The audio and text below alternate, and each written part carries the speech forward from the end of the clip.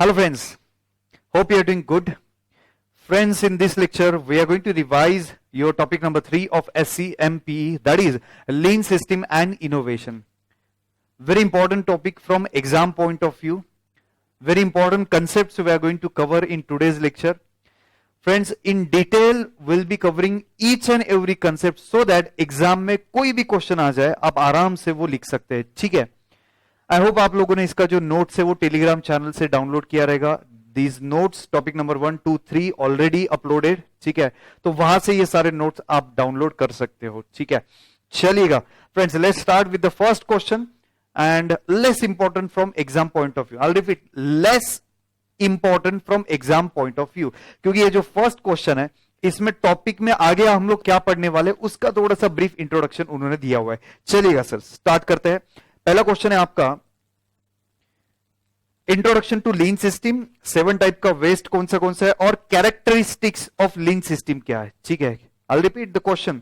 लीन system क्या है, topic का नाम ही है लीन सिस्टम.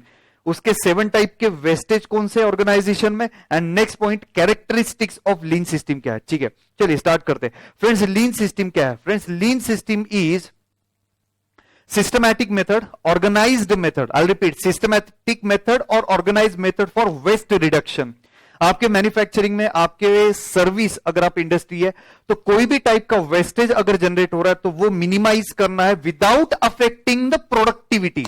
जी हाँ, I repeat, without affecting the productivity of manufacture. तो एकदम सिंपल सिस्टम है. लीन सिस्टम बोलता है it is a systematic method, it is organised method of elimination of wastage in production. या फिर आप सर्विस प्रोवाइड कर रहे हैं, आपके सिस्टम में जो भी टाइप के वेस्टेज है वो हमें कम करना है, उसमें हेल्प करेगा लीन सिस्टम. बट इंपॉर्टेंट पॉइंट इन्होंने बोला कि विदाउट अफेक्टिंग द प्रोडक्टिविटी. जी हाँ सर जी, प्रोडक्टिविटी आपका अफेक्ट नहीं होएगा. चलिए, अब 7 टाइप के वेस्ट कौन से है. फ्रेंड्स, ये 7 टाइप के वेस्ट इंपॉर्टेंट है क्योंकि इसके बेसिस पे आगे का जो थियरी है वो हम लोग पढ़ने वाला है. जैसे कि पहला थियरी है आपका just in time system, next theory है आपका काइजन कॉस्टिंग. ठीक है, नेक्स्ट थियरी है आपका फ्रेंड्स 5S, नेक्स्ट थियरी है आपका total productive maintenance, TPM. Next theory है आपका 6 सिग्मा, सेल्यूलर मैन्युफैक्चरिंग.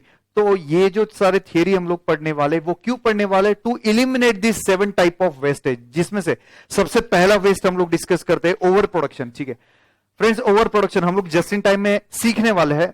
जितनी डिमांड है उतना ही मैन्युफैक्चर करेंगे. आई रिपीट, जितनी डिमांड है उतना ही मैन्युफैक्चर करेंगे सो दैट ओवर प्रोडक्शन ना हो. अगर ओवर प्रोडक्शन होता है तो इन्वेंटरी कैरिंग कॉस्ट लगेगा. ठीक है, there is a chance of obsolescences, या फिर वो प्रोडक्ट अगर डिसकंटिन्यू होता है तो कंपनी का काफी सारा लॉस होगा. तो over production is 1 type of waste. Second type of waste इन्होंने दे दिया फ्रेंड्स, इन्वेंट्री, ओवर इन्वेंट्री. जैसे ही मैंने अभी बताया कि JIT सिस्टम अगर आप फॉलो करते तो उतना ही प्रोड्यूस करेंगे जितनी डिमांड है, और उसके आगे सेकंड पॉइंट है फ्रेंड्स, उतना ही रॉ मटेरियल परचेज करेंगे जितनी उसकी रिक्वायरमेंट है प्रोडक्शन के लिए. ठीक है, तो रॉ मटेरियल का इन्वेंटरी नहीं होना चाहिए, वर्क इन प्रोग्रेस का इन्वेंटरी नहीं होना चाहिए, या फिर फिनिश गुड्स का इन्वेंटरी आपने मेंटेन नहीं करना है. I repeat, raw material, WIP, finish goods, किसी का भी इन्वेंटरी आपने मेंटेन नहीं करना है, क्योंकि इन्वेंटरी मेंटेन करेंगे तो वही स्टेप आएगा कि आपका इन्वेंटरी कैरिंग कॉस्ट एक्स्ट्रा लगेगा. ओके, तो आपके कंपनी का कॉस्ट वेस्ट हो रहा है उसमें. नेक्स्ट वन, तीसरा पॉइंट है फ्रेंड्स वेटिंग. ओके, अब वेटिंग क्या है, जब तक हम लोग फाउंडेशन क्लियर नहीं होते तब तक इंटरमीडिएट नहीं जाएंगे, जब तक इंटरमीडिएट नहीं जाते तब तक फाइनल में नहीं जाएंगे. तो अगर फ्रेंड्स प्रोडक्शन में अगर सपोज 3 प्रोसेस है, process 1, process 2, process 3, process 2 is a customer of process 1, process 3 is a customer of process 2. अगर प्रोसेस 1 ने प्रोसेस 2 को वर्क इन प्रोग्रेस अगर डिले दिया तो प्रोसेस 2 डिले करेगा, प्रोसेस 3 में ऑटोमेटिकली डिले होएगा. तो फ्रेंड्स, वेटिंग नहीं होना चाहिए. अब वेटिंग किसका, waiting of raw material, waiting of instruction, waiting of work in progress, waiting of final product नहीं होना चाहिए. तो अगर वेटिंग होता है तो आइडल टाइम का कॉस्ट लगेगा, आपके जो ओवरहेड्स है वो लगते जाएंगे, लेकिन फ्रेंड्स प्रोडक्शन उसमें नहीं हो सकता. तो waiting is also 1 type of loss. Next point है फ्रेंड्स मोशन. ठीक है फ्रेंड्स, डी पॉइंट है आपका मोशन, डी वेस्टेज है आपका मोशन. ओके, मोशन का मतलब ये है फ्रेंड्स, अननेसेसरीली पीपल और इक्विपमेंट मूवमेंट कर रहे हैं. आई रिपीट, अननेसेसरीली प्रोडक्शन करते वक्त आपके जो वर्कर लोग हैं या फिर आपके जो इक्विपमेंट है वो अननेसेसरीली मूवमेंट कर रहे हैं. अगर मूवमेंट होता है तो टाइम का वेस्टेज होएगा या फिर रिसोर्सेज का भी वेस्टेज होएगा. जैसे भी इक्विपमेंट एक जगह से दूसरी जगह पे आपको करना है तो मैन पावर लगेगा. ठीक है, तो वो आपका जो मोशन है उसकी वजह से कंपनी में पीपल या फिर इक्विपमेंट के मोशन की वजह से एक्स्ट्रा कॉस्ट लगता है, वो अपने को अवॉइड करना है। Now next point is the transportation. Transportation में क्या है? ट्रांसपोर्टेशन में एक डिपार्टमेंट से दूसरे डिपार्टमेंट में मटेरियल या फिर वर्क इन प्रोग्रेस या फिर फाइनल प्रोडक्ट पास ऑन होता है, ठीक है। तो this will be cover in the transportation. अगर आपके जो लोकेशन है, ठीक है, वो काफी फार लोकेशन है, डिपार्टमेंट 1 एक साइड में, डिपार्टमेंट सेकेंड किसी और साइड में, तो डिपार्टमेंट 1 का प्रोडक्शन डिपार्टमेंट 2 में लेके जाने के लिए काफी सारा आपको ट्रांसपोर्टेशन का जो खर्चा लगेगा या फिर सर जी वो कैरी करना पड़ेगा। I am not talking about the carry का मतलब वो स्टोरेज में कैरी करना, कैरी का मतलब सर जी एक जगह से दूसरी जगह पे लेके जाना, ठीक है। तो ये एक्सपेंसेस आपको ज्यादा लगेगा। तो ये जो मोशन है या फिर ये ट्रांसपोर्टेशन है, ये हम लोग कवर करने वाले हैं फ्रेंड्स सेल्यूलर मैन्युफैक्चरिंग में। क्या है वो आगे बहुत ही डिटेल में डिस्कस करने वाला हूं, बहुत ही इंटरेस्टिंग टॉपिक है। आगे बढ़ते हैं ट्रांसपोर्टेशन के बाद। नेक्स्ट है रीवर्क। जी हाँ मालिक, रीवर्क। अच्छा, रीवर्क क्या है फ्रेंड्स? इफ यू रिमेंबर, हम लोगों ने पिछले टॉपिक में टोटल क्वालिटी मैनेजमेंट में दो पॉइंट्स देखे थे, जिसमें कि इंटरनल फेल्यूर कॉस्ट है और एक्सटर्नल फेल्यूर कॉस्ट है। अच्छा, इंटरनल फेल्यूर कॉस्ट क्या है फ्रेंड्स? आपने प्रोडक्शन करते हुए खराब क्वालिटी का गुड्स बनाया, ठीक है, लेकिन वो कस्टमर ने नहीं आइडेंटिफाई किया, आपने खुद ने वो आइडेंटिफाई किया, तो फ्रेंड्स इंटरनल फेल्यूर कॉस्ट है। या फिर कस्टमर ने आइडेंटिफाई किया तो वो एक्सटर्नल फेल्यूर कॉस्ट है, वो वापस आपको भेजेगा, उसको रिवर्क करना पड़ेगा। और अगर रिवर्क होता है तो ऑब्वियसली आपको एक्सपेंसेस एक्स्ट्रा लगेगा, आपकी रिसोर्सेज वेस्टेज हो गए, रिप्लेसमेंट किया फ्री वारंटी में एक्सेट्रा, तो आपको खर्चा एक्स्ट्रा लगेगा। Hence rework is also one type of waste. तो क्वालिटी मैन्युफैक्चर कीजिएगा। आई रिपीट, क्या करना है? क्वालिटी मैन्युफैक्चर आपको करना है। जब भी आप मैन्युफैक्चर करेंगे तब आपको क्वालिटी मैन्युफैक्चर करना है। नॉट, इधर लिखा हुआ है not right the first time. जब आपने फर्स्ट टाइम मैन्युफैक्चर किया, वो प्रॉपर अगर मैन्युफैक्चर नहीं किया तो आपको रिवर्क करना पड़ेगा। It is a wastage of resources and time. Last point है आपका ओवर प्रोसेसिंग, ठीक है friends. Again I repeat, in the first topic हमने देखा था value added concept and non value added concept, या फिर value added non value added activity. Non value added activity क्या है? ऐसा एक्टिविटी जो परफॉर्म कर रहे हो आप, जिसके लिए आपको कॉस्ट इनकर हो रहा है, लेकिन उसके वजह से प्रोडक्ट में कुछ वैल्यू एडिशन नहीं हो रहा है। Customer is not ready to pay anything extra for that activity, ठीक है, तो वो नॉन वैल्यू एडेड एक्टिविटी है। तो फ्रेंड्स ओवर प्रोसेसिंग आपने अवॉइड करना चाहिए, अननेसेसरीली एक्टिविटी आपने अवॉइड करना चाहिए। जैसे कि फ्रेंड्स अगर एक सिंपल एग्जांपल मैं आपको देता हूं कि पेट्रोल को और थोड़ा रिफाइन करके, हम लोगों ने सुना नाम स्पीड पेट्रोल होता है, ठीक है। तो फ्रेंड्स पेट्रोल को और हम लोग रिफाइन करके स्पीड पेट्रोल करेंगे, लेकिन प्रॉब्लम इज दैट क्या कस्टमर रेडी है वो स्पीड पेट्रोल लेने के लिए? ठीक है, because you'll have to pay extra, that customer will have to pay extra for that speed petrol। तो रिक्वायरमेंट नहीं है फिर भी आप ओवर प्रोसेस कर रहे हो, तो उसमें आपके कंपनी का लॉस होगा। कस्टमर विल नॉट बी पे एनीथिंग एक्स्ट्रा फॉर दैट। तो ओवर प्रोसेसिंग आपने अवॉइड करना चाहिए। जो नॉन वैल्यू एडेड एक्टिविटी है वो सारी की सारी एक्टिविटीज आपने अवॉइड करनी चाहिए, ठीक है। अब अगला कंसेप्ट आता है characteristics of lean manufacturing. I'll repeat, characteristics of lean manufacturing। इसके कैरेक्टरिस्टिक्स क्या है? तो पहला इसका कैरेक्टरिस्टिक्स है जो आगे हम लोग डिटेल में डिस्कस करने वाले, जीरो वेटिंग। ऑलरेडी हमने ऊपर देखा था कि वेटिंग में टाइम वेस्ट होता है, तो वेटिंग नहीं होना चाहिए। जीरो इन्वेंट्री, जैसे ऑलरेडी डिस्कस किया, जितना डिमांड है उतना मैन्युफैक्चर करो, जितना डिमांड है उतना ही रॉ मटेरियल भी परचेज करो, तो इन्वेंट्री आपने मेंटेन नहीं करना, ये इसकी कैरेक्टरिस्टिक्स है। Next pull system. अच्छा, पुल सिस्टम हमने टॉपिक नंबर 2 में देखा था। पुल सिस्टम क्या है फ्रेंड्स? कस्टमर के रिक्वायरमेंट के हिसाब से मैन्युफैक्चर करेंगे। जैसे कि कस्टमर के रिक्वायरमेंट वो रिटेलर को बताएगा, रिटेलर डिस्ट्रीब्यूटर को बताएगा, डिस्ट्रीब्यूटर मैन्युफैक्चरर को बताएगा, और manufacturer accordingly raw material purchase करेगा सप्लायर से। तो पुल प्रोसेसिंग आपका होना चाहिए, ये कैरेक्टरिस्टिक्स है। नेक्स्ट वन, मैन्युफैक्चर करते वक्त कंटिन्यूअस फ्लो होना चाहिए। जी हाँ, अगला पॉइंट है continuous flow of production. Obstacle नहीं होने चाहिए प्रोडक्शन करते वक्त, कंटिन्यूअस फ्लो होना चाहिए। तो ये हम लोग केयर लेंगे 5S में, आगे डिस्कस करेंगे ही। Next point, always you have to try to minimise your production time, ठीक है। आपका जो प्रोडक्शन टाइम है वो कम से कम आपको करना है। तो फाइंड द वेज, यहां पे दिया हुआ है continuously you have to find the ways of reducing the process time. Production का टाइम, सर्विस का टाइम कम करने के वेज आपको फाइंड करना है, ठीक है। तो ये आपके कैरेक्टरिस्टिक्स है, 5 कैरेक्टरिस्टिक्स है। वेटिंग नहीं होना चाहिए, इन्वेंट्री आप मेंटेन नहीं करेंगे, पुल सिस्टम फॉलो कीजिएगा। नेक्स्ट, कंटिन्यूअस फ्लो होना चाहिए प्रोडक्शन का, ऑब्स्टेकल नहीं होना चाहिए, डिस्टर्बेंसेस प्रोडक्शन में नहीं होने चाहिए, देन कंटिन्यूअस वे फाइंड कीजिएगा जिससे आपका जो प्रोसेसिंग टाइम है, प्रोडक्शन का टाइम है, वो कम होगा।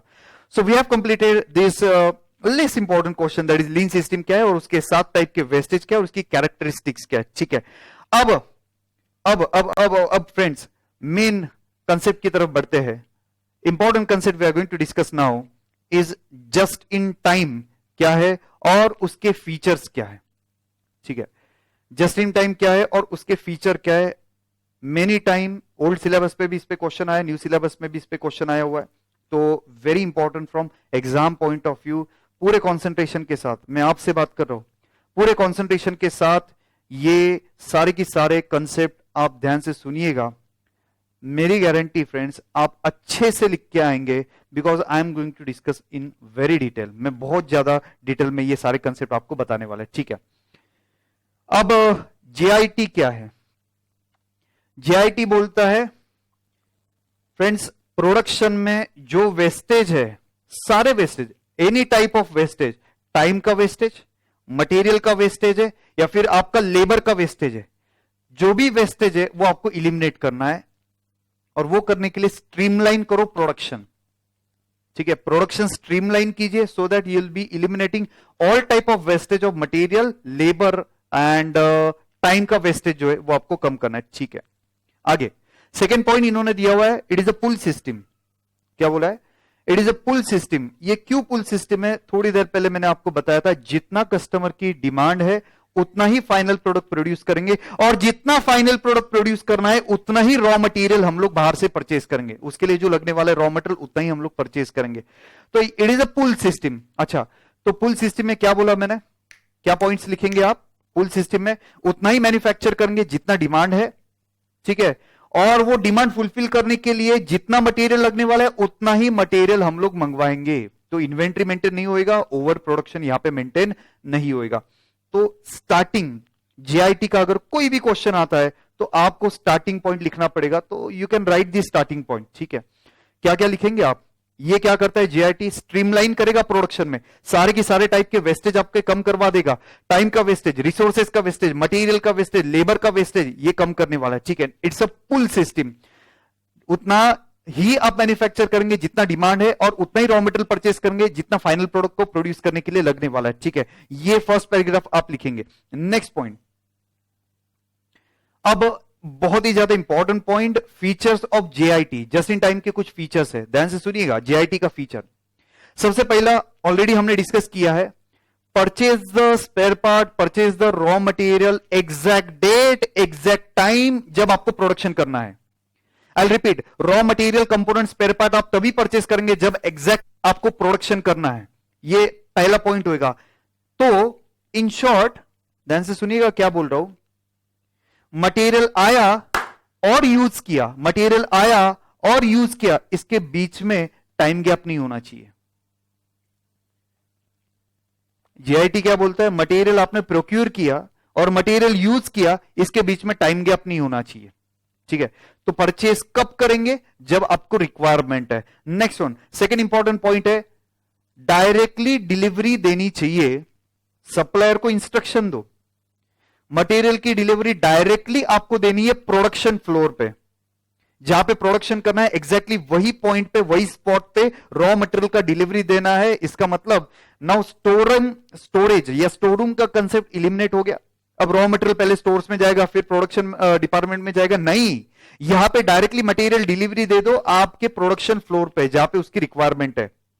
ठीक है, next point and very important, supplier evaluation. ठीक है, सप्लायर सिलेक्शन। ध्यान से सुनिएगा मैं क्या बोल रहा हूं, ये सारे वर्ड एग्जाम में आनी चाहिए। सप्लायर, क्या बोला मैंने? सप्लायर का इवैल्यूएशन। सेकेंड पॉइंट मैंने आपको बोला सप्लायर का सिलेक्शन, और तीसरा पॉइंट आएगा सप्लायर का असिस्टेंस। 3 पॉइंट याद रखिएगा, ये बहुत इंपॉर्टेंट पॉइंट है लिखने के लिए। मैंने आपको बोला सबसे पहला पॉइंट कि सप्लायर का इवैल्यूएशन करो, कौन सा सप्लायर अच्छा है, टाइम पे डिलीवरी देगा, क्वालिटी देगा, एक्सेट्रा। फिर सप्लायर का सिलेक्शन किया ऑन द बेसिस, इवैल्यूएशन के बेसिस पे सिलेक्शन किया। And now next important point is that supplier का असिस्टेंस करो, उसको असिस्टेंस दो। यानी आपकी जो टेक्निकल टीम है, आपके जो इंजीनियर है, वो भेजिएगा सप्लायर के डिपार्टमेंट में, सप्लायर के फैक्ट्री में, उनको हेल्प करो प्रोडक्शन इंप्रोवाइजेशन करने के लिए, क्वालिटी इंप्रोवाइजेशन करने के लिए उनको हेल्प कीजिएगा, ठीक है। तो आपका इंजीनियरिंग स्टाफ जो है वो आपको भेजना है। नेक्स्ट फ्रेंड्स, यहां पे तीसरा, fourth point is electronic data interchange, EDI. Electronic data interchange का मतलब क्या है? इमीडिएटली ऑर्डर प्लेस होना चाहिए, क्योंकि बॉस लीड टाइम कम से कम आपको करना है। कस्टमर का ऑर्डर आया है और आपको रॉ मटेरियल परचेस करना है, तो जैसे ही कस्टमर का ऑर्डर आता है इमीडिएटली आपने ऑर्डर इलेक्ट्रॉनिकली प्लेस करना है, यानी ईमेल के थ्रू एक्सेट्रा, या फिर फ्रेंड्स शेयर करेंगे आप नेटवर्क सप्लायर का और आपका, इमीडिएटली यहां पे एंट्री पास किया, उसको पता चल जाएगा कि रॉ मटेरियल कौन सा चाहिए। तो इलेक्ट्रॉनिकल डेटा इंटरचेंज होना चाहिए कि रॉ मटेरियल कब चाहिए, कितना चाहिए एग्जैक्टली। नेक्स्ट वन, अगला पॉइंट है ड्रॉप करो रॉ मटेरियल। जी हां, ड्रॉप करो raw material exactly near the machinery जिसमें वो यूज होने वाला है। ऑलरेडी इसके जैसा एक पॉइंट हमने देखा था कि रॉ मटेरियल वहां पे डिलीवर करो प्रोडक्शन फ्लोर पे। कहां पे डिलीवर करो? प्रोडक्शन फ्लोर पे। और एक इन्होंने एक फीचर बोला कि नहीं नहीं, प्रोडक्शन पे तो ठीक है, लेकिन एग्जैक्टली कहां पे? प्रोडक्शन में एग्जैक्टली जिस मशीन में वो फीड होने वाला है, जिस मशीन में वो इनपुट होने वाला है, ठीक है, वो मशीन के नियर वो आपको रॉ मटेरियल ड्रॉप करना है, उसका डिलीवरी देना है। नेक्स्ट वन, अगला पॉइंट है शॉर्टन द सेटअप टाइम। अगला पॉइंट है शॉर्टन द सेटअप टाइम। आगे हम लोग डिटेल में डिस्कस करेंगे कि सेटअप टाइम कम से कम होगा तो आपके लिए बेनिफिशियल है, टाइम भी सेव होएगा और कॉस्ट भी आपका सेव होएगा। कैसे, आगे डिस्कस करूंगा। नेक्स्ट पॉइंट, प्रोडक्शन रन का जो है वो बड़ा प्रोडक्शन रन की जगह पे छोटे छोटे प्रोडक्शन रन करना है। इसके लिए एक सॉल्यूशन आगे दिया हुआ है, सेल, ठीक है, डेडिकेटेड सेल। आगे हम लोग डिस्कस करेंगे। एक कंसेप्ट है कैनबन कार्ड और एक है डेडिकेटेड सेल, वो कंसेप्ट करता हूं मैं आगे डिस्कस, बहुत इंटरेस्टिंग है। नेक्स्ट पॉइंट है आपके वर्कर जो है वो उनको ट्रेनिंग दीजिएगा so that they can operate multiple function. क्यों, आगे डिस्कस करूंगा, बहुत डिटेल में डिस्कस करने वाला हूं, ठीक है। आपके वर्कर लोगों को ट्रेनिंग दो सो दैट वो ज्यादा से ज्यादा एक्टिविटी अच्छे से परफॉर्म कर सके। एंड आपकी जो अकाउंटिंग सिस्टम है वो अकाउंटिंग सिस्टम में आपको कुछ अल्टरेशन लाना पड़ेगा अगर आप जेआईटी फॉलो करते हो, क्योंकि अब जैसे रिक्वायरमेंट है वैसे रॉ मटेरियल परचेस करो तो नंबर ऑफ ऑर्डर्स बढ़ते जाएंगे, ठीक है, तो इनवॉइसेस एक्सेट्रा बढ़ते जाएगा, ठीक है, तो वो प्रोसेसिंग का जो टाइम है, कॉस्ट है, वो बढ़ता जाएगा। उसके लिए एक सॉल्यूशन है कि अकाउंटिंग में आपको कुछ चेंज करना पड़ेगा, and that solution is back flushing under JIT. क्या है, आगे डिस्कस करूंगा, ठीक है। तो फ्रेंड्स, ये जो फीचर्स है ये आपको याद रखना है, ठीक है। जैसे ही प्रैक्टिकल क्वेश्चन आता है उसके नीचे ये फीचर लिखना है कि अगर जेआईटी फॉलो करने का आप सॉल्यूशन दे रहे हो, यानी आपको प्रैक्टिकल क्वेश्चन आता है कि भाई जेआईटी फॉलो करना चाहिए और जेआईटी फॉलो नहीं करना चाहिए, तो आप क्या करेंगे? सिंपली जेआईटी के पहले कॉस्ट कितना था, जेआईटी के बाद में कॉस्ट कितना है, वो आप कंपेयर करेंगे, ठीक है। और अगर जेआईटी में कॉस्ट कम आता है तो yes obviously you are going to follow the JIT. अगर जेआईटी में कॉस्ट ज्यादा आता है तो वो जो ट्रेडिशनल सिस्टम है वही आप फॉलो करेंगे। लेकिन यहां पे इंपॉर्टेंट पॉइंट इज दैट आपको आगे कमेंट लिखना पड़ेगा कि अगर आप जेआईटी फॉलो करते हो तो मेक श्योर दिस पॉइंट कि रॉ मटेरियल तब परचेस होगा जब उसकी रिक्वायरमेंट है, raw material directly production floor पे जाएगा। तीसरा पॉइंट है आपका कि इंजीनियरिंग स्टाफ को विजिट करवा दो वहां पे और वहां पे आपका क्वालिटी चेक कर लो सप्लायर के डिपार्टमेंट पे। Next one, electronic data interchange रहेगा so that quickly order place हो जाएगा। रॉ मटेरियल वहां पे ड्रॉप करना है near the machinery. Next one, setup time कम कर दो प्रोडक्शन का। इसके बाद आपको दिया हुआ है कि लॉन्ग प्रोडक्शन रन नहीं होना चाहिए, ठीक है। इसके बाद नेक्स्ट है वर्कर को ट्रेनिंग दो सो दैट वो ज्यादा से ज्यादा एक्टिविटीज परफॉर्म करे, एंड आपको अकाउंटिंग में अल्टरेशन करना पड़ेगा। ये पॉइंट्स आपको याद रखना पड़ेगा, ठीक है। अगर जेआईटी के फेवर में आप आंसर लिखते हो कि yes you have to follow the JIT, then make sure ये चेंजेस आप करते हो, ठीक है, अदरवाइज ये जो जेआईटी है वो फेल हो जाएगा। आगे नेक्स्ट पॉइंट इज दैट, अरे भाई समझा ना, 2 बार मैंने डिस्कस किया फीचर क्या क्या है, कौन से फीचर है, दिमाग में फिट कर दीजिएगा। आई गेस 9 टाइप के फीचर्स है। पहला फीचर, रॉ मटेरियल तभी परचेस करूंगा जब उसकी रिक्वायरमेंट है, फाइनल प्रोडक्ट तभी प्रोड्यूस करूंगा जब उसकी रिक्वायरमेंट है, प्रोडक्शन फ्लोर पे जाएगा, नियर द मशीनरी जाएगा। ओके, इसके बाद वर्कर को ट्रेनिंग देंगे, इलेक्ट्रॉनिक डेटा इंटरचेंज होएगा, ठीक है। नेक्स्ट पॉइंट है सेटअप का टाइम कम करूंगा, स्ट्रीमलाइन करूंगा मैं मेरा प्रोडक्शन, ठीक है, लॉन्ग प्रोडक्शन रन नहीं होने दूंगा। अकाउंटिंग में मैं कुछ चेंज करूंगा, देन सप्लायर का सिलेक्शन करूंगा, सप्लायर को थोड़ा असिस्ट करूंगा, ठीक है। एंड फ्रेंड्स कौन सा पॉइंट रह गया, एक और पॉइंट कोई तो भी पेंडिंग रह गया, सेट टाइम, हाँ इलेक्ट्रॉनिक डेटा इंटरचेंज एक्सेट्रा, आपको ये फॉलो करना है। चलिए फीचर के बाद अब थोड़ा आगे बढ़ते फ्रेंड्स, नेक्स्ट पॉइंट डिस्कस करेंगे, बहुत इंपॉर्टेंट है, बहुत इंटरेस्टिंग भी है। जैसे मैंने आपको बोला था कि सेटअप टाइम कम कर दो, ये आगे डिस्कस करूंगा आगे। अब ये सेटअप टाइम क्यों कम करने का है, ध्यान से सुनिएगा, मैं एक एग्जांपल दे रहा हूं। अगर मशीन सेटअप करना is very complicated process and very time consuming process and very costly process, ठीक है, तो एवरी टाइम जब आपको प्रोडक्शन करना रहता है आपको मशीन सेटअप करना पड़ता है। जब भी आपका प्रोडक्शन रन होगा, जब भी आपका शिफ्ट स्टार्ट होएगा, आपको वो जो मशीन है उसका सेटअप करना पड़ेगा। लेकिन अगर सेटअप टाइम ज्यादा लगता है, सेटअप का कॉस्ट ज्यादा लगता है, तो मैन्युफैक्चरर क्या करेगा, manufacturer will try to produce maximum in one setup so that आपका जो सेटअप का टाइम है वो कम हो जाए। मैन्युफैक्चरर क्या करेगा, अरे भाई सेटअप के लिए बहुत टाइम लगता है, बहुत खर्चा लगता है, तो एक बार अगर सेटअप कर लिया तो भर भर के आप यूनिट्स मैन्युफैक्चर कर लीजिएगा। तो इससे क्या होएगा, ये जेआईटी के प्रिंसिपल के खिलाफ है। अननेसेसरीली मैं ज्यादा प्रोडक्शन कर रहा हूं यहां पे, अगर सेटअप के लिए कॉस्ट और टाइम ज्यादा लगता है तो बेनिफिशियल क्या है, सेटअप का टाइम कम कर दो, सेटअप की कॉस्ट कम हो जाएगी, तो मैं छोटे छोटे लॉट में भी मैन्युफैक्चर करूंगा, तो मेरा इन्वेंट्री मेंटेन नहीं होगा और मेरा इन्वेंट्री का जो कैरिंग कॉस्ट है या इन्वेंट्री रिलेटेड जो जो कॉस्ट है वो सारे के सारे कॉस्ट मेरे कम हो जाएंगे। तोड़ मालिक बहुत अच्छे से समझा कि सेटअप का जो टाइम है वो मुझे कम करना है। Next one friends, there should be a proper coordination, इन्होंने बोला है there should be proper coordination between the machine of the different E speed. क्या है, different E speed. Friends see for example,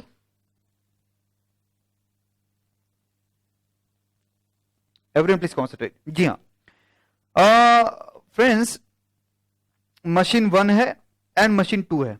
machine 1 का जो प्रोडक्शन का speed है, ध्यान से सुनिएगा, ये ऑलरेडी हमने पिछले टॉपिक में देखा था, सिंक्रोनाइजेशन इन मैन्युफैक्चर, ठीक है, तो वापस से ये कंसेप्ट और थोड़ा डिटेल में डिस्कस करो। मशीनरी 1 है, इसका जो स्पीड है वो 1000 यूनिट्स पर आवर मैन्युफैक्चर करने का स्पीड है, लेकिन मशीन 2 का जो स्पीड है वो 100 यूनिट्स पर आवर मैन्युफैक्चर करना है, यानी मशीन 1 फास्ट है, मशीन 2 स्लो है। यू कैन चेक दैट कि मशीन 2 ये बॉटलनेक एक्टिविटी, ठीक है। प्रॉब्लम क्या होएगा, ठीक है, ये इम्बैलेंस हो गया मशीन में, स्पीड का इंबैलेंस हो गया मशीन में, तो प्रॉब्लम क्या होएगा, जैसे ही फर्स्ट आवर कंप्लीट होने के बाद ये पहला डिपार्टमेंट, पहला मशीन सेकंड को पास ऑन कर देगा 1000 यूनिट्स, ठीक है, ये फर्स्ट आवर के एंड में। फिर सेकेंड आवर में क्या होगा, और 1000 यूनिट्स वो पास ऑन करेगा, लेकिन जो सेकेंड डिपार्टमेंट है, सेकेंड मशीन है, वो पहले वाले लॉट में से सिर्फ 100 मैन्युफैक्चर कर पाएगा, यानी 900 पहले के लॉट का इन्वेंट्री और 1000 अगले लॉट का इन्वेंट्री, टोटल 1900 का इन्वेंट्री, और अगले 100 यूनिट वो मैन्युफैक्चर करने के लिए लेगा। जब तक वो टोटल 200 यूनिट मैन्युफैक्चर कर लेगा और 1000 यूनिट इसके पास आ जाएगा। तो इसका मतलब क्या है, जो मशीन 2 है वहां पे इन्वेंट्री पाइल अप हो रहा है, और ये तो जेआईटी के खिलाफ है, तो यहां पे मशीन 2 पे इन्वेंट्री नहीं होना चाहिए। तो इसके लिए क्या करना पड़ेगा, आपको सिंक्रोनाइज करना पड़ेगा, और ये इम्बैलेंस मशीन है, ये एलिमिनेट करने के लिए आपको 2 मेथड दिया हुआ है। बहुत इंपॉर्टेंट थियरी क्वेश्चन है, कैनबन कार्ड। क्या कैनबन कार्ड, क्या कैनबन कार्ड, सबसे पहला है थियरी कैनबन कार्ड, ठीक है। फ्रेंड ध्यान से सुनिएगा, कैनबन कार्ड क्या है। Kanban card is a pull system, ये वर्ड आना चाहिए एग्जाम में। Kanban card is a pull system, it will be prepare by the last department in a sequence, department 1, department 2, department 3, अगर third is the last department तो third department kanban card बनाएगा, ठीक है। This kanban card will be pass on to the previous department, third department second department को देगा, second department first department को देगा। And main the purpose of kanban card is that it is an authorisation of production. जी हाँ मालिक, kanban card क्या है, it is an authorisation of production. मतलब ये हुआ, से फॉर एग्जाम्पल, बहुत जबरदस्त कंसेप्ट है फ्रेंड्स, कैनबन कार्ड में डिपार्टमेंट 1 है, डिपार्टमेंट 2 है, डिपार्टमेंट 3 है, और एक है आपका सेल्स डिपार्टमेंट, ठीक है। सेल्स डिपार्टमेंट के पास ऑर्डर आया है 100 यूनिट्स का, आई रिपीट, सेल्स डिपार्टमेंट के पास ऑर्डर आया है 100 यूनिट्स का ऑर्डर आया, ठीक है। तो वो इंफॉर्मेशन पास ऑन कर देगा डिपार्टमेंट 3 को। डिपार्टमेंट 3 कैनबन कार्ड बनाएगा और उसमें लिखेगा बकायदा कि मुझे रिक्वायरमेंट 100 यूनिट्स का है, ये जो सेल्स डिपार्टमेंट है उसको मुझे 100 यूनिट पास ऑन करना है, ठीक है। तो पहले वाले डिपार्टमेंट को बोलेगा भाई तू मुझे सिर्फ 100 यूनिट्स मैन्युफैक्चर करके दे, ठीक है। तो डिपार्टमेंट 2 से 3 में वर्क इन प्रोग्रेस कितना आना चाहिए, सिर्फ 100 का आना चाहिए। Next one, immediately department 2 department 1 को इन्फॉर्म करेगा कि भाई मुझे 100 यूनिट्स आगे WIP पास ऑन करना है, तो मुझे आप WIP वर्क इन प्रोग्रेस यानी आपके डिपार्टमेंट का काम सिर्फ 100 यूनिट्स का करवा के दे दीजिएगा। ठीक है, तो डिपार्टमेंट 1 भी 100 मैन्युफैक्चर करेगा, ठीक है, डिपार्टमेंट 2 भी 100 मैन्युफैक्चर करेगा और डिपार्टमेंट 3 भी 100 मैन्युफैक्चर करेगा और 100 ही आगे सेल होगा। ओके, इसके आगे का पॉइंट ये है कि डिपार्टमेंट 1 के लिए रॉ मटेरियल लगेगा और वो जो परचेज डिपार्टमेंट है या what ever the department, purchase department को बोलेगा भाई 100 यूनिट्स मैन्युफैक्चर करना है, उसके अकॉर्डिंगली हमें रॉ मटेरियल परचेज करवा के दे दे। ठीक है, तो ये हो गया आपका कैनबन कार्ड। याद रहेगा कैनबन कार्ड क्या है? It is a pull system. कौन प्रिपेयर करता है? Last department in a sequence will prepare this kanban card. ठीक है, it is an authorisation of the production, it is an authorisation of the production. Last department prepare करेगा, पिछले department को pass on करेगा और जितना कैनबन कार्ड में quantity manufacture quantity दिया है उतना ही क्वांटिटी पहले सारे डिपार्टमेंट मैन्युफैक्चर करेगा, उतना ही क्वांटिटी फर्स्ट डिपार्टमेंट मार्केट से परचेज करेगा, that is purchase department market से उतना ही क्वांटिटी परचेज करेगा। सो इससे इन्वेंट्री पाइल अप नहीं होगा। भले ही डिपार्टमेंट 1 का स्पीड, अपने एग्जांपल में आते हैं फ्रेंड्स, भले ही डिपार्टमेंट 1 का स्पीड 1000 यूनिट्स पर आवर है, लेकिन वो 1000 यूनिट्स मैन्युफैक्चर नहीं करेगा। कैनबन कार्ड में देखेगा, उसमें लिखा है अरे 100 की डिमांड है, चल 100 मैन्युफैक्चर कर, खत्म हो गया। तो ये सिस्टम है आपका कैनबन कार्ड का। फिर आगे बढ़ते हैं फ्रेंड्स, डेडिकेटेड सेल और वर्किंग सेल। डेडिकेटेड सेल और वर्किंग सेल, ट्रेडिशनली क्या होता था, बड़े बड़े मशीन लगते थे, सेटअप का टाइम ज्यादा लगता था, ठीक है, मेंटेनेंस का टाइम कॉस्ट बहुत ज्यादा लगता था, वर्कर डेडिकेटेड वो मशीन पे ही एम्प्लॉय होता था। तो अब इन्होंने बोला नहीं, ऐसा मत कीजिएगा। ठीक है, बड़े बड़े मशीन के जगह पे आप आपका प्रोडक्शन सेल में डिस्ट्रीब्यूट कीजिएगा। ठीक है, आप आपका प्रोडक्शन सेल में डिस्ट्रीब्यूट कीजिएगा। ठीक है, cell number 1, cell number 2, cell number 3, cell number 4, each cell will be independent. छोटे छोटे मशीन लगाइएगा हर एक सेल में and 1 person will be responsible for each cell. Just example दे रहा हूं कि मिनिमम पर्सन रहेगा कि वो सेल को मैनेज करेगा। एंड फ्रेंड्स 1, 2, 3, 4 सपोज जितना भी प्रोसेसिंग होता है प्रोडक्ट का, right from the raw material to final product, वो पूरा की पूरा एक सेल में कंप्लीट होगा। दूसरा सेल कॉन्करेंट इमीडिएटली, यानी वो भी अगला यूनिट मैन्युफैक्चर करेगा। ठीक है, यानी सेल 1 का काम अलग चल रहा है, सेकेंड सेल का काम अलग चल रहा है, थर्ड सेल का अलग चल रहा है, फोर्थ, हर एक cell starting from the raw material final product manufacture कर रहा है। यानी अब ऐसा नहीं कि पहला डिपार्टमेंट पहले काम करेगा, फिर दूसरे को देगा, फिर तीसरे को देगा, फिर फोर्थ को जाएगा। नहीं नहीं नहीं नहीं नहीं, नहीं। अब सेल में डिस्ट्रीब्यूट कर दिया है। ठीक है, एक सेल में पूरा मैन्युफैक्चर हो जाएगा। आई रिपीट, एक सेल में पूरा मैन्युफैक्चर हो जाएगा। अब छोटे छोटे मशीन लगाइएगा। एक एग्जांपल देता हूं, आप अगर ऑफिस में, एग्जांपल देता हूं कि ऑफिस में फ्रेंड्स सब वो 3 आर्टिकल है। ओके, एक आर्टिकल वॉचिंग एंड वेरिफिकेशन में एक्सपर्ट है। ठीक है, वॉचिंग वेरिफिकेशन बहुत अच्छे से करते हैं, इन शॉर्ट वो जूनियर है, पहला साल है उसका। ठीक है, दूसरा फ्रेंड्स टैक्सेशन में एक्सपर्ट है और तीसरा GST में एक्सपर्ट है। इनकम टैक्स की बात कर रहा हूं मैं सेकेंड। तो फ्रेंड्स प्रॉब्लम क्या होगा, अगर आपने इसे स्पेशलाइजेशन कर दिया कि कुछ आर्टिकल सिर्फ वॉचिंग वेरिफिकेशन ही करेंगे, कुछ आर्टिकल सिर्फ इनकम टैक्स का कैलकुलेशन ही करेंगे, कुछ आर्टिकल सिर्फ GST का ही वर्किंग करेंगे, तो इस सिचुएशन में क्या होगा, जब तक वो वॉचिंग वेरिफिकेशन नहीं होता है तब आगे काम नहीं बढ़ेगा। तो नहीं नहीं, ऐसा नहीं करना है। फिर क्या करना है, डेडिकेटेड सेल। डेडिकेटेड सेल का मतलब क्या है, हर एक जो आर्टिकल है वो पूरा ऑडिट कंप्लीट करेगा। हर एक आर्टिकल जो है वो पूरा ऑडिट कंप्लीट करेगा। This is simple dedicated cell. तो एक साथ 3-3 ऑडिट आपके कंप्लीट हो जाएंगे, किसी को किसी पे डिपेंडेंसी नहीं रहेगा। And main point is that operator जो है, ठीक है, ये एक ही ऑपरेटर पूरा प्रोडक्शन कंप्लीट कर रहा है, दूसरा ऑपरेटर उसका पूरा प्रोडक्शन कंप्लीट कर रहा है। इसका मतलब थोड़ी देर पहले बताया था, वर्कर को ट्रेनिंग दो सो दैट वो मल्टीपल ऑपरेशन हैंडल करेगा, मल्टीपल मशीन हैंडल करेगा। क्योंकि अब एक ही मशीन, बड़े मशीन पे बहुत सारे वर्कर ऐसा नहीं है, अब एक एक वर्कर को छोटे छोटे मशीन दिए गए, उसने पूरा प्रोडक्शन कंप्लीट करना है, उसको पूरा ट्रेनिंग आपको देना पड़ेगा।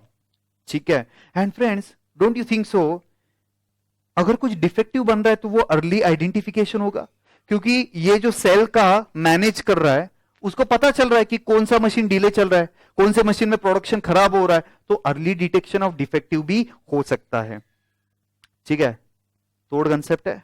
आई होप एब्सोल्युटली ये दोनों कंसेप्ट दिमाग में आपके फिट हो गया है। एक था आपका कैनबन कार्ड और फ्रेंड्स दूसरा था आपका वर्किंग सेल, इसको डेडिकेटेड सेल भी कंसेप्ट बोला है, ठीक है। तो it's a cluster of machine, ठीक है, रेड पेन से कुछ लिखा हुआ है देखो, it is a small cluster of machine which can run by a single machine operator, छोटा स्ट्रक्चर है, ठीक है। नेक्स्ट पॉइंट, आगे बढ़ते हैं फ्रेंड्स। अभी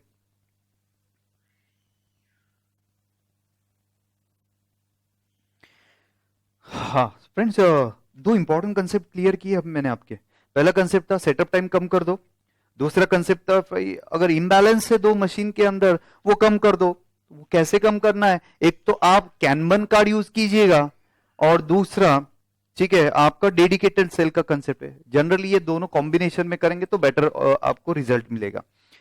कैनबन कार्ड का है पुल सिस्टम और डेडिकेटेड सेल क्या है, बड़े बड़े मशीन के जगह पे आप छोटे छोटे सेल क्रिएट करो और एक सेल में पूरा प्रोडक्शन कंप्लीट होगा, वो आप इंश्योर करो। एक सेल का एक आपका एम्प्लॉय रहेगा, वो starting from the raw material पूरा प्रोडक्शन प्रोसेस कंप्लीट करेगा, ठीक है। ये आपका स्मॉल डेडिकेटेड सेल का कंसेप्ट था। तीसरा, ट्रेनिंग ऑफ द वर्कर। अभी मैंने बोला ट्रेनिंग क्यों देना है, अब वर्कर को एक ही मशीन हैंडल नहीं करना है, अब वर्कर को मल्टीपल ऑपरेशन वर्कआउट करना है, तो आपको ट्रेनिंग देना पड़ेगा, ठीक है। सो ट्रेनिंग में मशीन कैसे ऑपरेट करेंगे मल्टीपल, आपका जो एरर है वो कैसे आइडेंटिफाई करेंगे, स्पॉट द एरर क्विकली, ठीक है। एंड आपको ये ट्रेनिंग देना कि when to halt the production. या क्या ट्रेनिंग देना है, when to halt the production, production कब रोक देने का है, क्योंकि अगर उसको समझ में आ रहा है क्वालिटी खराब हो रहा है तो इमीडिएटली वो प्रोडक्शन बंद करेगा। नेक्स्ट पॉइंट है आपका रिडक्शन इन रिपोर्टिंग वर्क, ठीक है। अगला है रिडक्शन इन रिपोर्टिंग वर्क, ठीक है। अब ट्रेडिशनल सिस्टम में क्या है, after the end of the month variation workout किया रहता है। अच्छा, वेरिएशन वर्कआउट किया इसका मतलब क्या है, ये क्या स्टैंडर्ड होना चाहिए और एक्चुअल क्या है और इसमें वेरिएशन क्या है, ठीक है। फिर वो उसका एनालिसिस होता था, एनालिसिस के बाद वो रिपोर्ट सबमिट करता था मैनेजमेंट को। अरे एक महीना हो गया, वेरिएशन भी आ गया, आपने अच्छे से उसका रिपोर्टिंग किया और वो मैनेजमेंट को सबमिट किया, लेकिन मैनेजमेंट करंट जो भी कुछ प्रॉब्लम है वही सॉल्व करने में है, तो आपका रिपोर्ट का कुछ यूज ही नहीं है एक महीने के बाद। वरायंस एनालिसिस जनरली एक महीने के बाद आप करते थे, तो भाई रिपोर्टिंग कम कर दो। और फ्रेंड्स वो जो वेरिएशंस आए थे या वरायंस आया था तब तक वो वर्कर ने वो सॉल्यूशन भी लेके आ गया है, तो ये जो रिपोर्टिंग का काम है ये आपको बिल्कुल कम करना है। नेक्स्ट वन, अगला कंसेप्ट है अल्टरेशन इन अकाउंटिंग सिस्टम। जी हाँ मालिक, अल्टरेशन इन अकाउंटिंग सिस्टम में प्रॉब्लम, दो तरीके के प्रॉब्लम है फ्रेंड्स अकाउंटिंग सिस्टम में, ठीक है। कि एक है कि मल्टीपल इनवॉइसेस आएंगे। पहले कैसे मंथली परचेस होता था, क्वार्टरली परचेस होता था, तो नंबर ऑफ इनवॉइसेस कम थे। अब यहां पे अगर आपको डेली मैन्युफैक्चर करना है तो एवरी टाइम आपको रॉ मटेरियल का ऑर्डर प्लेस करना पड़ेगा, तो काफी सारे जो ऑर्डर है वो प्लेस होंगे, ठीक है। तो इन्वेंट्री का वो जो भी कुछ रिकॉर्ड है वो मेंटेन करना, इन्वेंट्री यानी वो जो रॉ मटेरियल आ रहा है, ठीक है, तो वो एक प्रॉब्लम होगा। दूसरा प्रॉब्लम होने वाला है कि फ्रेंड्स पेमेंट, पेमेंट कैसे करने का। अगर एक दिन में मैंने 10 बार प्रोडक्शन किया तो 10 बार मैंने मटेरियल का ऑर्डर प्लेस किया रहेगा, तो 10 अलग अलग इनवॉइस आया रहेगा, ठीक है। इसके बाद अगले दिन मैंने 15 बार अगर प्रोडक्शन किया तो 15 बार मैंने रॉ मटेरियल परचेज का ऑर्डर किया रहेगा, तो 15 इनवॉइसेस आएंगे, तो बार बार पेमेंट करना। एक आदमी सप्लायर के यहां पे बैठाना पड़ेगा कि भाई मैंने मंगवाया है, चल पेमेंट कर, मंगवाया पेमेंट कर, चेक दे, मंगवाया पेमेंट कर। नहीं नहीं नहीं नहीं नहीं नहीं, ये बहुत प्रॉब्लमैटिक है। तो इसके लिए एक सॉल्यूशन उन्होंने दिया, भाई मंथली कंसोलिडेटेड बिल करो और मंथली पेमेंट करो, बार बार पेमेंट करने का जरूरत नहीं है, आप कंसोलिडेशन कर दो। एक प्रॉब्लम आपका सॉल्व हो गया कि बहुत सारी इनवॉइसेस है। दूसरा प्रॉब्लम है कि फ्रेंड्स आपका जो मटेरियल है उसका कंट्रोल कम हो गया, क्योंकि raw material directly production floor पे गया, तो आया या नहीं आया ये कैसे चेक किया जाएगा। अरे भाई कुछ भी रिकॉर्ड मत कर, बैक फ्लशिंग कर, कुछ भी रिकॉर्ड मेंटेन मत कर, बैक फ्लशिंग कर। अब बैक फ्लशिंग क्या है वो हम लोग आगे देखेंगे, क्योंकि वो यानी थोड़ा इंपॉर्टेंट कंसेप्ट है, पूरे टॉपिक का सबसे इंपॉर्टेंट कंसेप्ट है, सबसे मेरा फेवरेट कंसेप्ट है वो बैक फ्लशिंग, ठीक है। तो वो हम लोग आगे देखेंगे। नेक्स्ट वन, सो ये छोटे छोटे पॉइंट्स मैंने डिस्कस कर लिया, अब आगे बढ़ते हैं, अगले पॉइंट की तरफ चलते हैं। Next point is aim of JIT. जी हाँ सर, जीआईटी के एम क्या क्या है। टाइमली कस्टमर की जो डिमांड है वो फुलफिल करना है, हाई क्वालिटी गुड्स मैन्युफैक्चर करना है और कम से कम प्राइस पे आपको गुड्स सेल करना है, कॉस्ट आपको मिनिमाइज करना है, ठीक है। क्या बोला है, कस्टमर की जो डिमांड है वो टाइमली फुलफिल करना है, क्वालिटी प्रोडक्ट मैन्युफैक्चर करना है और कम से कम कॉस्ट पे मैन्युफैक्चर करना है, ये आपका एम हो गया जेआईटी का। नेक्स्ट वन, अब जो पहले क्वेश्चन डिस्कस किया था फीचर का, आपके स्टडी मटेरियल में एक और क्वेश्चन है, एक्सप्लेन द फीचर। ठीक है, ऑलमोस्ट सेम है, ऑलमोस्ट सेम है फ्रेंड्स। डेडिकेटेड सेल कंसेप्ट करो। क्या बोला है? डेडिकेटेड सेल का कंसेप्ट है। डेडिकेटेड सेल के कंसेप्ट की वजह से क्या होएगा कि एक ही सेल में पूरा प्रोडक्शन कंप्लीट होने वाला है, तो मटेरियल हैंडलिंग का कॉस्ट, फ्रेंड्स याद आ रहा है, मटेरियल मूवमेंट, एक डिपार्टमेंट से दूसरे डिपार्टमेंट में मटेरियल और मशीन मूव होता है, उससे टाइम का और रिसोर्सेज का वेस्टेज होता है, चलो वो कम कर दो, इसलिए क्या करो, डेडिकेटेड सेल, मूवमेंट का टाइम, हैंडलिंग का टाइम, कॉस्ट कम हो जाएगा। ठीक है फ्रेंड्स, अब आप हायर करते वक्त स्किल्ड वर्कर को हायर कीजिए, they can perform multiple task, और उनको थोड़ा ट्रेनिंग भी दे दो।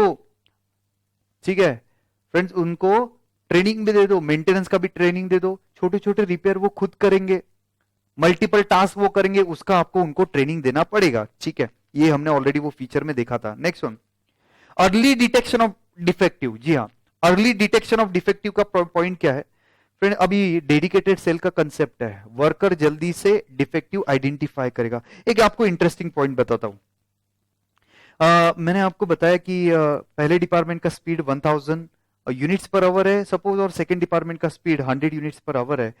फ्रेंड्स एग्जाम्पल के लिए देता हूं, सेकेंड लॉट से डिपार्टमेंट 1 ने डिफेक्टिव मैन्युफैक्चर करना स्टार्ट कर दिया। सेकेंड लॉट से डिपार्टमेंट 1 ने डिफेक्टिव मैन्युफैक्चर करना स्टार्ट कर दिया सेकेंड लॉट से। ये डिपार्टमेंट 2 कब आइडेंटिफाई करेगा? ये डिपार्टमेंट 2 आइडेंटिफाई करेगा ऑलमोस्ट 11 घंटे के बाद। 11 घंटे कैसे? क्योंकि पहले घंटे में तो उसके पास कुछ भी काम नहीं है, यूनिट्स आए ही नहीं है, तो वो 100 यूनिट्स मैन्युफैक्चर करेगा, यानी 1000 यूनिट्स जब उसका मैन्युफैक्चर होगा तब उसके पास सेकंड लॉट आएगा, और तब तक आप सोचिएगा डिपार्टमेंट 1 कितने यूनिट्स मैन्युफैक्चर कर लेगा। ठीक है, इसलिए इन्होंने एक इंपॉर्टेंट पॉइंट बोला है कि नहीं नहीं नहीं, आप ऐसा मत कीजिएगा, अर्ली डिटेक्शन ऑफ डिफेक्टिव होना चाहिए। नेक्स्ट वन, सेटअप का टाइम कम करो। ऑलरेडी हमने ये भी पॉइंट डिस्कस कर दिया है, अगर लॉन्ग सेटअप टाइम रहेगा तो आप टेंडेंसी रहेगा कि ज्यादा से ज्यादा यूनिट्स आप मैन्युफैक्चर करेंगे। नेक्स्ट पॉइंट, सप्लायर को बोलो मटेरियल कहां पे सप्लाई करना है, प्रोडक्शन फ्लोर पे करना है, exactly near to the machine जिसमें वो आप फीड करने वाले हो, जिसमें वो मटेरियल एज ए इनपुट जाएगा। आगे एग्जाम में क्वेश्चन आ सकता है, what are the essential prerequisite of JIT. ध्यान से सुनिएगा, एग्जाम में क्वेश्चन आएगा, प्रैक्टिकल क्वेश्चन के नीचे थ्योरी क्वेश्चन आएगा, explain the feature, explain the pre requisite, explain the benefits. ठीक है, तो ये क्वेश्चन अच्छे से हम लोग देखेंगे। प्री रिक्विजिट, जेआईटी फॉलो करने से पहले, यानी प्री रिक्विजिट क्या है, कुछ इंपॉर्टेंट कंसेप्ट फॉलो होनी चाहिए, that is low variety of the product. Low variety of the product यानी आप कम से कम प्रोडक्ट मैन्युफैक्चर कर रहे हो, कम से कम क्वांटिटी नहीं बोल रहा, वैरायटी के प्रोडक्ट में बोल रहा हूं। आपका वेंडर रिलायबल होना चाहिए, क्योंकि अब आप टोटली रिलाय करते हो वेंडर पे, अगर उसने डिले कर दिया रॉ मटेरियल सबमिट करते वक्त तो आपका प्रोडक्शन अफेक्ट होगा, तो reliability should be there. Next, electronic data interchange था, इसका मतलब गुड कम्युनिकेशन होना चाहिए। ठीक है, तो ईडीआई ईमेल के थ्रू अगर आपको ऑर्डर प्लेस करना है तो there should be a good communication system. Next one, demand stability होनी चाहिए। अच्छा, डिमांड स्टेबिलिटी होनी चाहिए, इसका मतलब क्या है, वेरिएशन अगर आते हैं डिमांड में तो आपको भी प्रॉब्लम होएगा और रॉ मटेरियल सप्लायर को भी प्रॉब्लम होएगा। ठीक है, वो कितना मैन्युफैक्चर करेगा वो डिपेंडेंट है आपकी डिमांड पे, तो अगर आपने सडनली बहुत ज्यादा ऑर्डर प्लेस कर दिया तो उसको भी दिक्कत जाएगा, और उसको दिक्कत गया तो आपको रॉ मटेरियल टाइम पे नहीं मिलेगा, तो आपका वेरिएशन नहीं होना चाहिए, स्टेबिलिटी होना चाहिए। टोटल क्वालिटी मैनेजमेंट साथ में आपको फॉलो करना है, टीक्यूएम। अगर आप टीक्यूएम फॉलो करेंगे तो क्वालिटी इंप्रोवाइज करेंगे। ऊपर ही देखा था कि क्वालिटी ज्यादा से ज्यादा कस्टमर को देना है, कम से कम कॉस्ट में देना है और जल्दी से देना है, timely.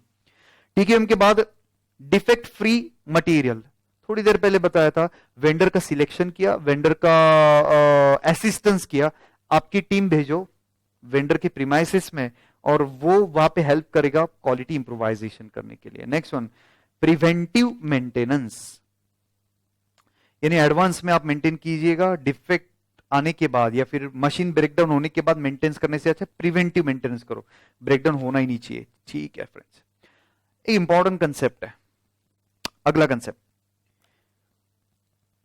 What is the impact of JIT ये थ्योरी क्वेश्चन आएगा प्रैक्टिकल के नीचे, ठीक है। क्वेश्चन क्या है, जेआईटी का इंपैक्ट प्रोडक्ट के प्राइस पे क्या है, जेआईटी का इंपैक्ट ओवरहेड कॉस्ट पे क्या है, और जेआईटी का इंपैक्ट वेस्टेज पे क्या है। तो इंपॉर्टेंट कंसेप्ट है, खूंखार सुनिएगा। प्रोडक्ट प्राइस पे क्या इसका इंपैक्ट है फ्रेंड्स। अगर customer is very serious about the quality, अगर customer is very serious about the speed of delivery और speed of order fulfilment, then अगर उसको ये चाहिए क्वालिटी और स्पीड ऑफ डिलीवरी चाहिए, तो फ्रेंड्स वो जो कस्टमर है वो customer will be ready to pay extra, अगर आप टाइमली डिलीवरी देते हो और क्वालिटी अच्छा देते हो, ठीक है। लेकिन कस्टमर को ये टाइम, स्पीड ऑफ डिलीवरी या क्वालिटी से कोई लेना देना नहीं है, तो दैट कस्टमर विल नॉट पे एनीथिंग एक्स्ट्रा, ठीक है। तो आप प्रीमियम प्राइस चार्ज कर सकते हो वो कस्टमर को जिसको क्वालिटी और स्पीड ऑफ डिलीवरी चाहिए। ये एक पॉइंट हो गया। Next one, overhead cost already discuss हो चुका है। अगर मैं इन्वेंट्री मेंटेन नहीं कर रहा हूं, ठीक है, अगर मैं इन्वेंट्री मेंटेन नहीं कर रहा हूं तो इसका मतलब मेरा जो इन्वेंट्री कैरिंग कॉस्ट है वो कम हो जाएगा, ठीक है। ऑलरेडी मैंने बोला अगर अच्छे क्वालिटी का रॉ मटेरियल आया तो इंस्पेक्शन का कॉस्ट मेरा बच जाएगा, मटेरियल हैंडलिंग की जरूरत नहीं है, मैंने फ्लो ऐसे मैनेज किया है। सेल का कंसेप्ट किया है कि एक डिपार्टमेंट से दूसरे डिपार्टमेंट जाने का जरूरत ही नहीं है, एक ही सेल में पूरा प्रोडक्शन कंप्लीट होने वाला है, ठीक है। तो ओवरहेड का जो कॉस्ट है वो मेरा कम होगा। नेक्स्ट वन, वेस्टेज कम होने वाला है। अच्छा, वेस्टेज किसका फ्रेंड्स, वेस्टेज मटेरियल का। कैसे? ऑब्सोलेंसेस की वजह से मटेरियल का वेस्टेज होता है, वो नहीं होने वाला है। डिफेक्टिव मैन्युफैक्चर नहीं होने वाला है, अर्ली डिटेक्शन ऑफ डिफेक्टिव होने वाला है, या फिर जो आपका खराब क्वालिटी का बन रहा है वो जल्दी से डिटेक्ट होएगा।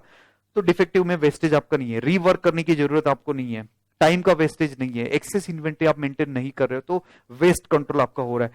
तो याद आएगा, ये 3 पॉइंट मैंने आपको डिस्कस किए, 6 क्वेश्चन ऑलमोस्ट हमने कंप्लीट कर दिए। क्या था ये?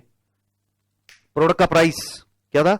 प्रोडक्ट का प्राइस। हाँ, जिसको क्वालिटी और स्पीड चाहिए तो भाई ज्यादा प्रीमियम प्राइस पे करेगा, अदरवाइज आपको नॉर्मल प्राइस रखना पड़ेगा। नेक्स्ट वन, ओवरहेड की cost friends, carrying cost etcetera, handling का, इंस्पेक्शन का, ये सारे कॉस्ट आपके कम होने वाले हैं। वेस्ट कंट्रोल, रॉ मटेरियल का वेस्टेज, डब्ल्यूआईपी का वेस्टेज, इन्वेंट्री का वेस्टेज, वर्कर का वेस्टेज, टाइम का वेस्टेज, रीवर्क का वेस्टेज कम होने वाला है। परफेक्ट एकदम। नेक्स्ट पॉइंट एंड थोड़ा important concept friends, performance measures in JIT. जी मालिक, अगला कंसेप्ट है परफॉर्मेंस मेजर इन जेआईटी। जबरदस्त कंसेप्चुअल क्वेश्चन है friends. Performance measure of JIT में हम लोग सीखने वाले, आपके स्टडी मटेरियल में ये सारे पॉइंट्स दिए गए हैं कि आप ट्रेडिशनल सिस्टम में परफॉर्मेंस इवैल्यूएशन करने के कुछ मेथड फॉलो करते थे, क्या वो मेथड यहां पे भी एप्लीकेबल हो सकते हैं जेआईटी में? ट्रेडिशनल सिस्टम के मेथड यहां पे अप्लाई हो सकते हैं क्या? तो इन्होंने कुछ आंसर दिया है, कुछ मेजर्स रिडंडेंट है, निकाल दो। कुछ मेजर से परफॉर्मेंस इवैल्यूएशन, परफॉर्मेंस चेक करते ही नहीं आएगा, लेकिन पिछले ओल्ड सिस्टम के कुछ मेथड्स आप यहां पे अप्लाई कर सकते हो। आगे सबसे पहले तो हम लोग वो डिस्कस करेंगे कौन से प्रीवियस ट्रेडिशनल सिस्टम के परफॉर्मेंस इवैल्यूएशन के, परफॉर्मेंस मेजरमेंट के मेथड्स यहां पे रिडंडेंट है, वो मैं आपको बता देता हूं कि नहीं यूज हो सकता है। सबसे पहला दिया है मशीन का usage, capacity utilisation of the machine. Friends, capacity utilisation of the machine is redundant, ठीक है। पहले क्या होता था फ्रेंड्स, हेवी मशीनरी था, कैपिटल इंटेंसिव मशीन था, तो मैनेजमेंट का क्या कंसर्न है, अरे इतना महंगा मशीन अगर मैंने लेके आया तो भाई तू मैक्सिमम यूटिलाइजेशन कर, मशीन आइडल मत रख, कंटिन्यू प्रोडक्शन कर। अरे तोड़ना मालिक, क्या बोलो झेपा क्या? अरे मैंने आपको बोला मशीन पहले क्या था, ट्रेडिशनल सिस्टम में हेवी मशीन था, बहुत सारा कॉस्ट उसमें इन्वॉल्व था, तो मैनेजर क्या बोलता था, अरे ये मशीन को आइडल नहीं रखना है, बहुत पैसा मैंने खर्च किया है उसमें। जैसे अपने पेरेंट्स बोलते रहते ना, एजुकेशन पे बहुत खर्चा किया है, तू पढ़ाई कर, वैसे ही भाई मशीन तू आइडल मत रख, कंटिन्यू मैन्युफैक्चर कर। लेकिन फ्रेंड्स, अभी जेआईटी में कंटिन्यू मैन्युफैक्चरिंग या एक्सेस मैन्युफैक्चरिंग का कंसेप्ट ही नहीं है। जितनी डिमांड है उतनी मैन्युफैक्चर करेगा। तो अगर आप परफॉर्मेंस मशीन आइडल टाइम पे या मशीन यूटिलाइजेशन पे करने वाले हैं, तो यहाँ पे ये जो परफॉर्मेंस इवैल्यूएशन है वो मीनिंगलेस हो जाएगा, क्योंकि यहाँ पे मशीन आइडल रहने वाला है। अरे मैंने बताया ना, डिपार्टमेंट 1 डिपार्टमेंट 2 में, डिपार्टमेंट 1 का कैपेसिटी 1000 है, डिपार्टमेंट 2 का कैपेसिटी 100 यूनिट्स पर आवर है, डिमांड 100 का आया है, ठीक है। तो डिपार्टमेंट 1 सिर्फ 100 मैन्युफैक्चर करेगा, ऑल्दो उसकी कैपेसिटी 1000 है, तो मशीन का यूटिलाइजेशन रिडंडेंट हो गया। अब ये यूज मत कीजिएगा। नेक्स्ट वन सर जी, सेकंड एम्प्लॉय कॉस्ट। हमने देखा था फ्रेंड्स आईपीसीसी में कि पीस रेट सिस्टम। अच्छा, पीस रेट सिस्टम में क्या है बॉस? पीस रेट सिस्टम में the point is that worker जितना मैन्युफैक्चर करेगा, आई रिपीट, वर्कर जितना मैन्युफैक्चर करेगा, जितना ज्यादा मैन्युफैक्चर करेगा उतना वो पैसा लेके जाएगा। आई रिपीट, वर्कर जितना ज्यादा मैन्युफैक्चर करेगा उतना ज्यादा पैसा वो लेके जाएगा। ठीक है, तो वर्कर, ठीक है, तो वर्कर को ज्यादा पैसा चाहिए तो वो क्या करेगा, अरे मैं ज्यादा मैन्युफैक्चर करूंगा। और इसमें क्या होएगा, अगर ज्यादा मैन्युफैक्चर करता है, इन्वेंट्री मेंटेन हो गया, इन्वेंट्री कैरी करेंगे और जीआईटी इन्वेंट्री के खिलाफ है, तो ये भी आपका जो पॉइंट है वो रिडंडेंट हो गया। पीस रेट सिस्टम आप यहां पे फॉलो नहीं करेंगे, क्योंकि ऐसा भी हो सकता है अगर डिमांड नहीं है आज तो मैं मैन्युफैक्चरिंग नहीं करूंगा, तो वर्कर क्या पैसा नहीं लेके जाएगा क्या, तो बोलेगा नहीं ये फॉलो मत। ओके, तो पीस रेट सिस्टम फॉलो नहीं करना। Next one, efficiency tracking. अगला पॉइंट है इफिशियंसी ट्रैकिंग। अच्छा, इफिशियंसी ट्रैकिंग का मतलब क्या है फ्रेंड्स, इफिशियंसी रेशियो हम लोगों ने देखा था स्टैंडर्ड कॉस्टिंग में कि standard hours divided by actual hours is efficiency. तो स्टैंडर्ड आवर्स लग गया आपको 100, लगना चाहिए था 100, आपने 80 आवर्स में कंप्लीट कर दिया, तो आई गेस कुछ 125%, correct me if I am wrong, what ever, तो 125% इफिशियंसी। वाह भाई, तूने 100 आवर्स का काम 80 आवर्स में कर दिया, तो बहुत इफिशियंट है। लेकिन फ्रेंड्स अब ये रिडंडेंट है, जल्दी प्रोड्यूस करना जेआईटी का प्रिंसिपल नहीं है, क्वालिटी मैन्युफैक्चर करना ये है। तो फ्रेंड्स जल्दी के चक्कर में क्वालिटी खराब नहीं होना चाहिए, तो आप वर्कर का इफिशियंसी मत चेक करो। ठीक है, अब आगे बढ़ते बॉस। तो ये जो 3 मेथड है पुराने सिस्टम के अब रिलेवेंट नहीं है। Which are those 3? Performance evaluation और measurement system redundant, machine utilisation, piece rate system, efficiency ratio, यहां पे यूटिलाइजेशन नहीं हो गया। तोड़ मालिक, बहुत अच्छे से समझा मुझे पॉइंट। अब आगे ट्रेडिशनल में भी कुछ मेजर फॉलो होता था, सेम टू सेम जीआईटी में यहां पे फॉलो होने वाला है। वो कौन से मेजर है? Inventory turnover ratio. आगे याद आ रहा है इन्वेंट्री टर्नओवर रेशो? नहीं याद आ रहा है inventory turnover ratio friends? Intermediate में हम लोगों ने किया था। इन्वेंट्री टर्नओवर का मतलब पुरानी इन्वेंट्री का उसके जगह पे नया इन्वेंट्री आया। ऐसे कितनी बार पूरे साल में हुआ? इससे पता चलता था कि आप कितना दिन इन्वेंट्री कैरी करते हो। ठीक है, कौन सा फास्ट मूविंग है, कौन सा स्लो मूविंग है, कौन सा डॉर्मेंट या रिडंडेंट स्टॉक है जिसको निकाल देने का। तो ये सारे प्रिंसिपल है। लेकिन फ्रेंड्स यहां पे इन्वेंट्री टर्नओवर रेशियो भी एप्लीकेबल होगा और there will be drastic increase in inventory turnover ratio as compare to traditional system. क्योंकि यहाँ पे जैसी रिक्वायरमेंट है, बार बार लगातार मैं रॉ मटेरियल परचेस करने के लिए जाऊंगा और रॉ मटेरियल परचेस करूंगा, तो इन्वेंट्री टर्नओवर ज्यादा होने वाला है यहाँ पे। तो ये एक मेजर है जो यहाँ पे भी अप्लाई होगा। Next one, setup time reduction. पहले भी हम लोग चेक करते हैं कि भाई कैसे प्रोडक्शन का टाइम कम करे, सेटअप का टाइम कम करे। ये मेजर भी यहाँ पे एप्लीकेबल हो सकता है और करना पड़ेगा आपको, क्योंकि हमने देखा है सेटअप टाइम अगर कम करेंगे तो ही इन्वेंट्री ज्यादा नहीं बनेगी। देखा था ना, सेटअप टाइम अगर कॉस्ट ज्यादा लगता है तो वो ज्यादा मैन्युफैक्चर करेगा, तो वो यहां पे पॉइंट नहीं आना चाहिए। नेक्स्ट पॉइंट है फ्रेंड्स, कस्टमर की कंप्लेंट्स। क्वालिटी देना है, कस्टमर की कंप्लेंट नहीं आना चाहिए, स्पीड ऑफ डिलीवरी होना चाहिए, स्पीडली उसका ऑर्डर फुलफिल होना चाहिए, कस्टमर की कंप्लेंट नहीं आनी चाहिए। तो ये रिडंडेंट नहीं है, ये यहां पे अप्लाई होगा कि कस्टमर की कंप्लेंट कितनी आ रही है और उसका सेटिस्फैक्शन कितना हो रहा है। तो ये भी आपका परफॉर्मेंस मेजरमेंट का तरीका जीआईटी में भी अप्लाई होगा। नेक्स्ट वन, इसके बाद है कस्टमर कंप्लेन के बाद है स्क्रैप। जी हाँ, स्क्रैप का परसेंटेज कितना, पहले कितना स्क्रैप बनता था, अभी स्क्रैप कितना है, वो आपको चेक करना है। क्योंकि हम लोगों ने देखा था इलिमिनेशन ऑफ वेस्टेज यहां पे होना चाहिए, परफेक्ट एकदम। नेक्स्ट वन, स्क्रैप के बाद है अगला कॉस्ट ऑफ क्वालिटी। जी हाँ मालिक, अगला कंसेप्ट है कॉस्ट ऑफ क्वालिटी। ठीक है फ्रेंड्स, कॉस्ट ऑफ क्वालिटी का मतलब इंटरनल फेलियर और एक्सटर्नल फेलियर कॉस्ट कम होना चाहिए। Internal failure cost and external failure cost जो भी कुछ है वो आपका कम होना चाहिए। याद आ रहा है ना, टीकेएम में हमने डिस्कस किया था, कॉस्ट ऑफ क्वालिटी में डिस्कस किया था। कस्टमर सर्विस, अगला पॉइंट है आपका कस्टमर सर्विस। कितने कस्टमर ने गुड्स रिटर्न कर दिया पुअर क्वालिटी की वजह से, कितना परसेंटेज है, कितने नंबर ऑफ यूनिट्स है, ऑन दैट बेसिस आपका परफॉर्मेंस इवैल्यूएशन होगा, क्योंकि हम लोगों को क्वालिटी वहां पे देना है। Next one, idea generated. Worker लोगों ने मैन्युफैक्चर करते हो कितना आइडिया जनरेट किया, उसमें से कितना आइडिया आपने इंप्लीमेंट किया। ठीक है, percentage of idea implemented, worker आपको सजेशन दे रहा है और उसमें से कितने सजेशन आप इंप्लीमेंट करें उसका एक परसेंटेज कीजिए, तो इसके बेसिस पे भी आपका परफॉर्मेंस है वो चेक किया जाएगा। ओके, अब आगे बढ़ते हैं 8th कंसेप्ट की तरफ and last point of JIT, मैंने आपके स्टडी मटेरियल के सारे के सारे each and every question complete कर लिए सर जीआईटी के। ओके, अब ये लास्ट क्वेश्चन है बैक फ्लशिंग, और मेरा एकदम फेवरेट कंसेप्ट है, मुझे बहुत अच्छा लगता है बैक फ्लशिंग। ठीक है, अब क्या है बैक फ्लशिंग देखते हैं friends. Back flushing is an accounting solution under JIT. ध्यान से सुनिएगा मैं क्या बोल रहा हूं। Back flushing is an accounting solution under JIT, और बैक फ्लशिंग बोलता है प्रोडक्शन मत कर। बैक फ्लशिंग बोलता है प्रोडक्ट, हो क्या दर्शन, क्या प्रोडक्शन मत कर, प्रोडक्शन तो करना है, I am sorry. Back flushing बोलता है अकाउंटिंग मत कर जब तक के आप आपका फाइनल प्रोडक्ट कंप्लीट नहीं कर देते। अच्छा, back flushing is an accounting solution, और आगे बोलता है अकाउंटिंग मत करो। कब तक मत करो? जब तक आप आपका फाइनल प्रोडक्ट कंप्लीट नहीं कर देते तब तक आपको अकाउंटिंग नहीं करना है। ठीक है, जैसे ही आप आपका फाइनल प्रोडक्ट कंप्लीट कर लेते हो तो बॉम्ब लेके आइए। अच्छा, बॉम्ब यानी क्या है? Bill of material. जी मालिक, बॉम्ब यानी क्या है?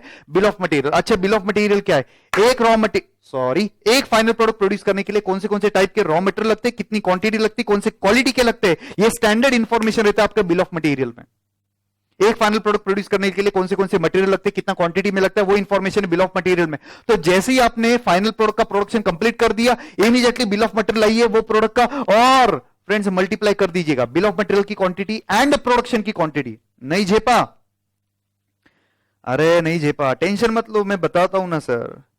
ठीक है, मैन्युफैक्चर करने के लिए एक बिल ऑफ मटेरियल, एक यूनिट फाइनल प्रोडक्ट का प्रोड्यूस करने के लिए मटेरियल एक्स लगता है, मटेरियल वाई लगता है, मटेरियल एक्स 10 केजी लगता है, मटेरियल वाई 2 केजी लगता है। आगे आपने फाइनल प्रोडक्ट का 100 क्वांटिटी मैन्युफैक्चर कर लिया। ठीक है, मैंने बोला जब तक फाइनल प्रोडक्ट की क्वांटिटी नहीं बना लेते हो तब तक कोई अकाउंटिंग मत कीजिएगा। जैसे आप फाइनल प्रोडक्ट का क्वांटिटी मैन्युफैक्चर कर लेते हो तो रिवर्स वर्किंग कीजिएगा, बॉम्ब लीजिएगा। क्या लीजिएगा? Bill of material. No, production की quantity multiplied by bill of material की क्वांटिटी करो, इससे रॉ मटेरियल कंज्यूम आ जाएगा। एक यूनिट मैन्युफैक्चर करने के लिए रॉ मटेरियल एक्स 10 केजी लगता है, तो 100 यूनिट मैन्युफैक्चर करने के लिए 1000 लगा रहेगा।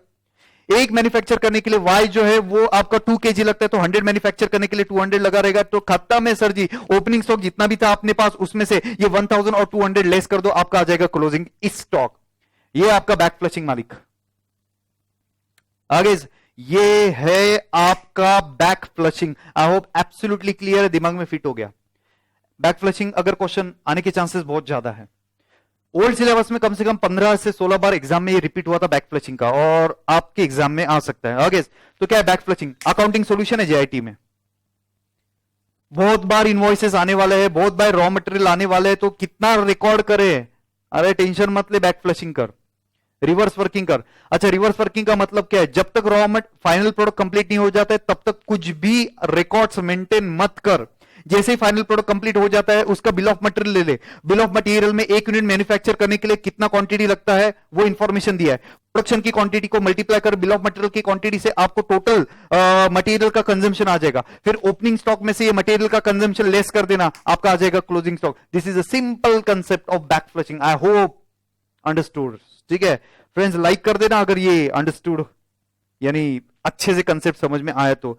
और मजा आएगा जब मैं इसके प्रॉब्लम डिस्कस करूंगा।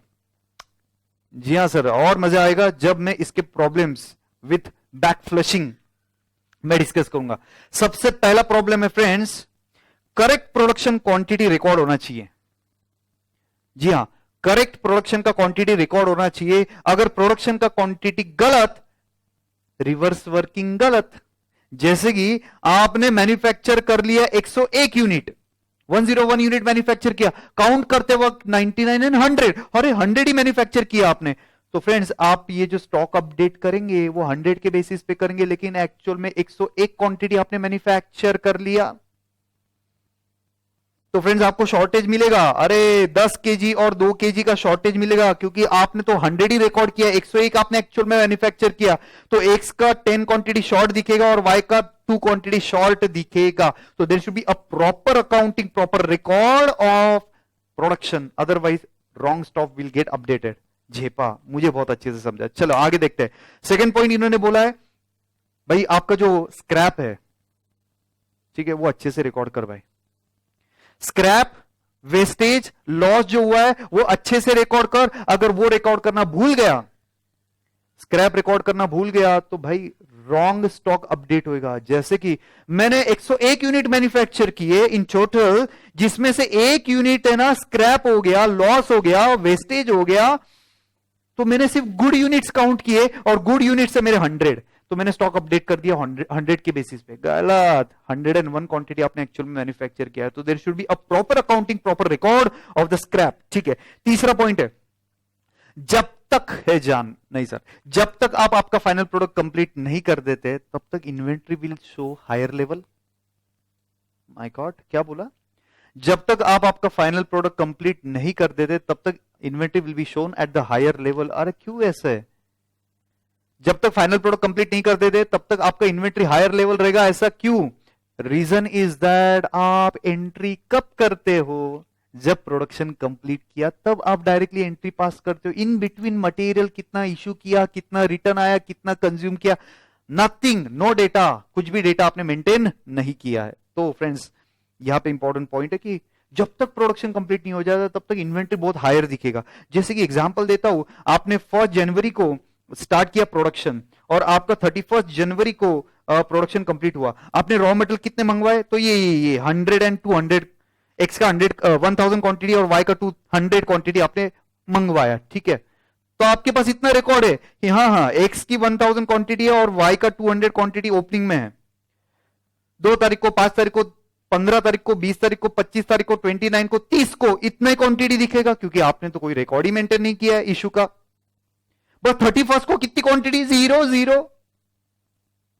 क्या 31 को ही रॉ मटेरियल यूज किया? क्या? Answer is no. तो ये क्या बोलते हैं, स्टॉक पेपर पे हायर दिखता जाएगा जब तक आप प्रोडक्शन कंप्लीट नहीं करते। आई होप ये पॉइंट दिमाग में फिट हो गया। Next and important point, lot tracing become difficult. क्या बोलो? Lot tracing become difficult. अच्छा, लॉट ट्रेसिंग डिफिकल्ट है, इसका मतलब क्या है? कौन से रॉ मटेरियल से कौन सा फाइनल प्रोडक्ट बना है, ये ट्रैक करना पड़ता है फार्मास्यूटिकल कंपनी को, ये ट्रैक करना पड़ता है फूड मैन्युफैक्चरिंग कंपनी को, क्योंकि टेस्टिंग का वगैरह लफड़ा रहता है।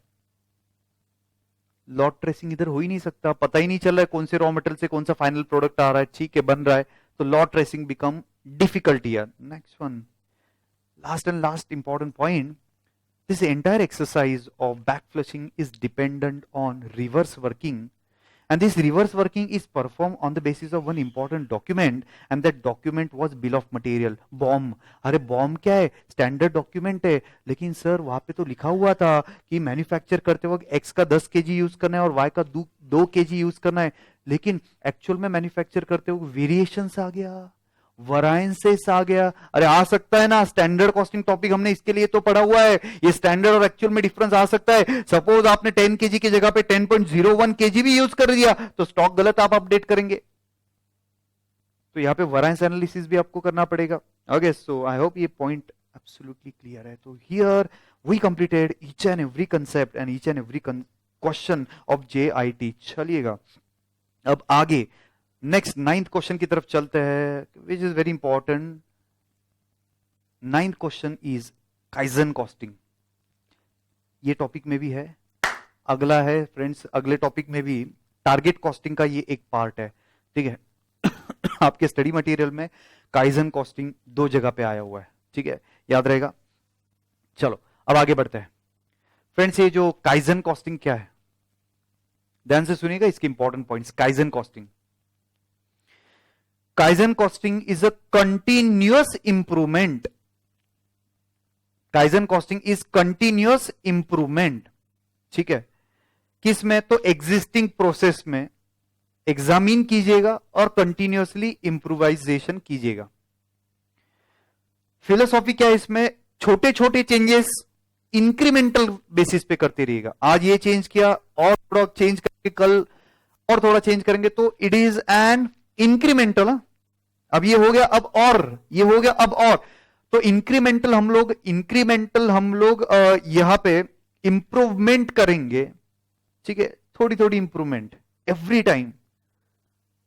तो फ्रेंड्स भले ही आप थोड़ी इंप्रूवमेंट करें, लॉन्ग टर्म में इसका बेनिफिट है, लॉन्ग टर्म में सिग्निफिकेंट इंप्रूवमेंट दिखेगा अगर आप कंटिन्यूसली थोड़ा थोड़ा इंप्रूवमेंट करते हो। तो ये concept is different from business process reengineering. यहां पे बोला है this process is almost different from business process रीइंजीनियरिंग।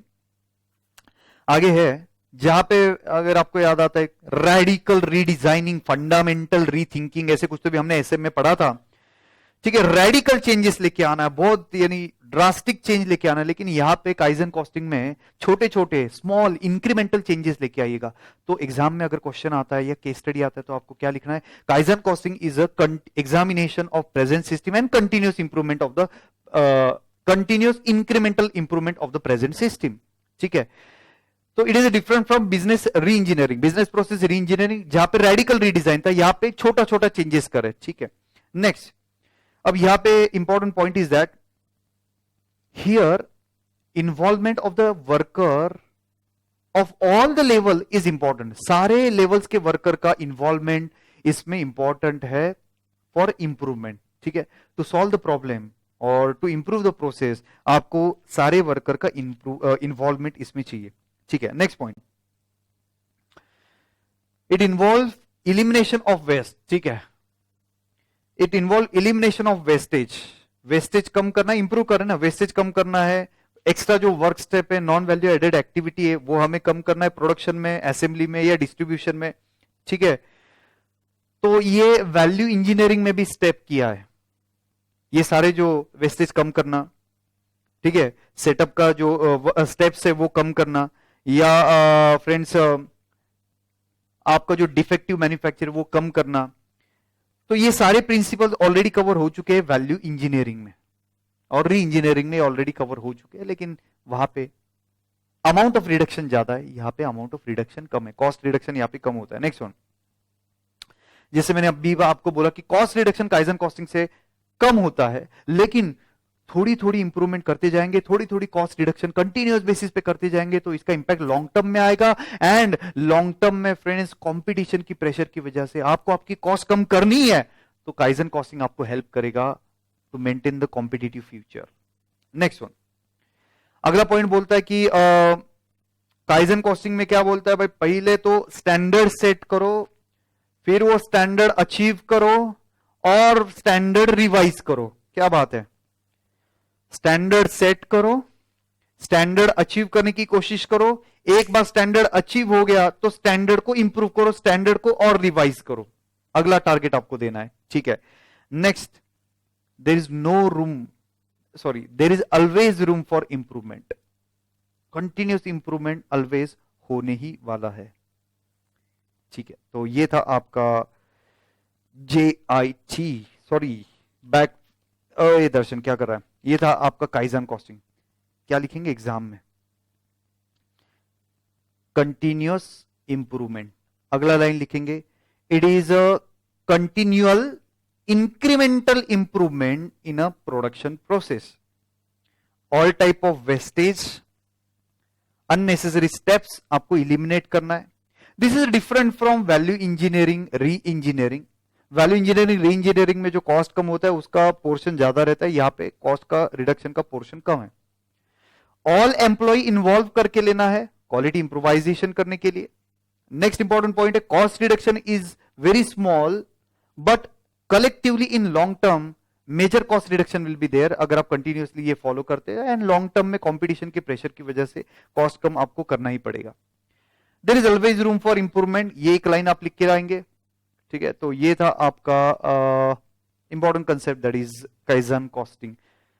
अगले टॉपिक में भी है, तब मैं ये वापस से डिस्कस नहीं करूंगा क्योंकि पूरा प्रिंसिपल यहां पे डिस्कस कर लिया है। चलिएगा, so completed 9 questions almost completed friends, जबरदस्त और मजा आ रहा है ये टॉपिक में। अगला है फ्रेंड्स 5S। जी हाँ, अगला कंसेप्ट हम लोग डिस्कस करें 5S। 5S is about your working space. Working space should be effectively, efficiently managed, organized होना चाहिए आपका working place, and friends continuously maintain होना चाहिए। तो ये प्रिंसिपल बोलता है relating to your working space. अब देखते हैं हम लोग डिटेल में 5S।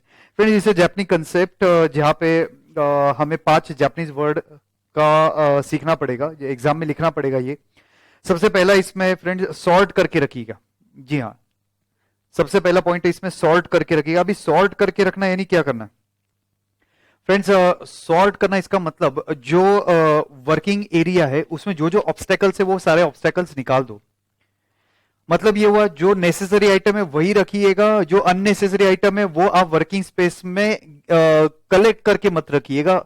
अदरवाइज क्या होता है, बहुत सारा अगर वर्किंग स्पेस में कुछ रॉ मटेरियल या स्पेयर पार्ट्स वगैरह रहेगा अननेसेसरीली, तो प्रोडक्शन का फ्लो है वो अफेक्ट होता है। तो obstacle disturbance in a production आपने निकालना चाहिए। ये था आपका पहला सॉर्ट, दैट इज सीरी। सीरी आपका जापानीज वर्ड है और सॉर्ट करके रखना यानी उसका इंग्लिश में ट्रांसलेशन है, ठीक है। तो सॉर्ट किया यानी आपका जो प्रोडक्शन का फ्लोर है उसमें अननेसेसरी जो गुड्स रखे हुए हैं उसका आपने सॉर्टिंग करके रखा है। जनरली कैटेगरी कौन सा रहता है, the goods which you use often, the goods which you use too infrequently and the goods which you use never. तो जो इनफ्रीक्वेंटली या फिर आप गुड्स जो यूज नहीं करते वो प्रोडक्शन फ्लोर में गर्दी मत कीजिएगा, उसको थोड़ा साइड में रखिएगा so that obstacle disturbances production flow में नहीं होना चाहिए। ये था पहला सॉर्ट यानी सीरी। Second one is a set in order. जी हाँ सर जी सेकंड वन है आपका सेट इन ऑर्डर। अच्छा, सेट इन ऑर्डर का मतलब क्या हुआ है, आप जो रॉ मटेरियल यूज करें, आप जो स्पेयर पार्ट वगैरह यूज करते हैं उसको ऑर्डर में रखिएगा, ठीक है। सेट इन ऑर्डर का मतलब सर कुछ एसेंडिंग फ्लो है या फिर डिसेंडिंग फ्लो है या फीफो मेथड है एक्सेट्रा, तो ऑर्डर में रखिएगा so that next time waste ना हो, आपका टाइम ढूंढने में, चीजें ढूंढने में आपका टाइम वेस्ट नहीं जाना चाहिए, ठीक है। तो ये था आपका सेट इन ऑर्डर। ओके, तो से फॉर एग्जांपल आप अगर ऑफिस में कुछ क्लाइंट का वर्किंग कर रहे हो, फाइल वो क्लाइंट का आ गया है, ठीक है। इसके बाद क्या होएगा, वो फाइल्स वगैरह है वो आप जाते जाते आपका जो ऑफिस का स्टाफ है वो रख के जाएगा शेल्फ में, और वो बराबर से ऑर्डर में वो रख के जाएगा। जैसे फाइल नंबर 101, 102, 103, 104 वो एक सीक्वेंस में रखेगा। This is called as a set in order, so that next time जब भी क्लाइंट की हमें फाइल की रिक्वायरमेंट है, हमारा टाइम वेस्ट ना हो वो ढूंढने में।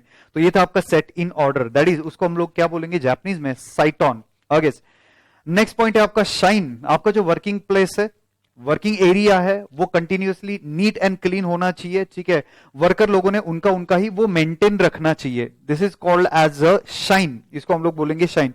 शाइन को क्या बोला, साइसो, जापानीज में इनको बोला है साइसो। सो वर्क प्लेस थोड़ा सेफ होना चाहिए, इजी टू वर्क होना चाहिए, क्लीन एंड प्लेजेंट होना चाहिए। ये एम है शाइन का, दैट इज साइसो का। नेक्स्ट है बॉस, अगला कंसेप्ट है आपका स्टैंडर्डाइज, साइकित्सु। स्टैंडर्डाइज का मतलब क्या है, वाइल मैन्युफैक्चरिंग और while providing service standard techniques and method process you should follow, ठीक है। There should be some dos and don'ts that must be adhere to.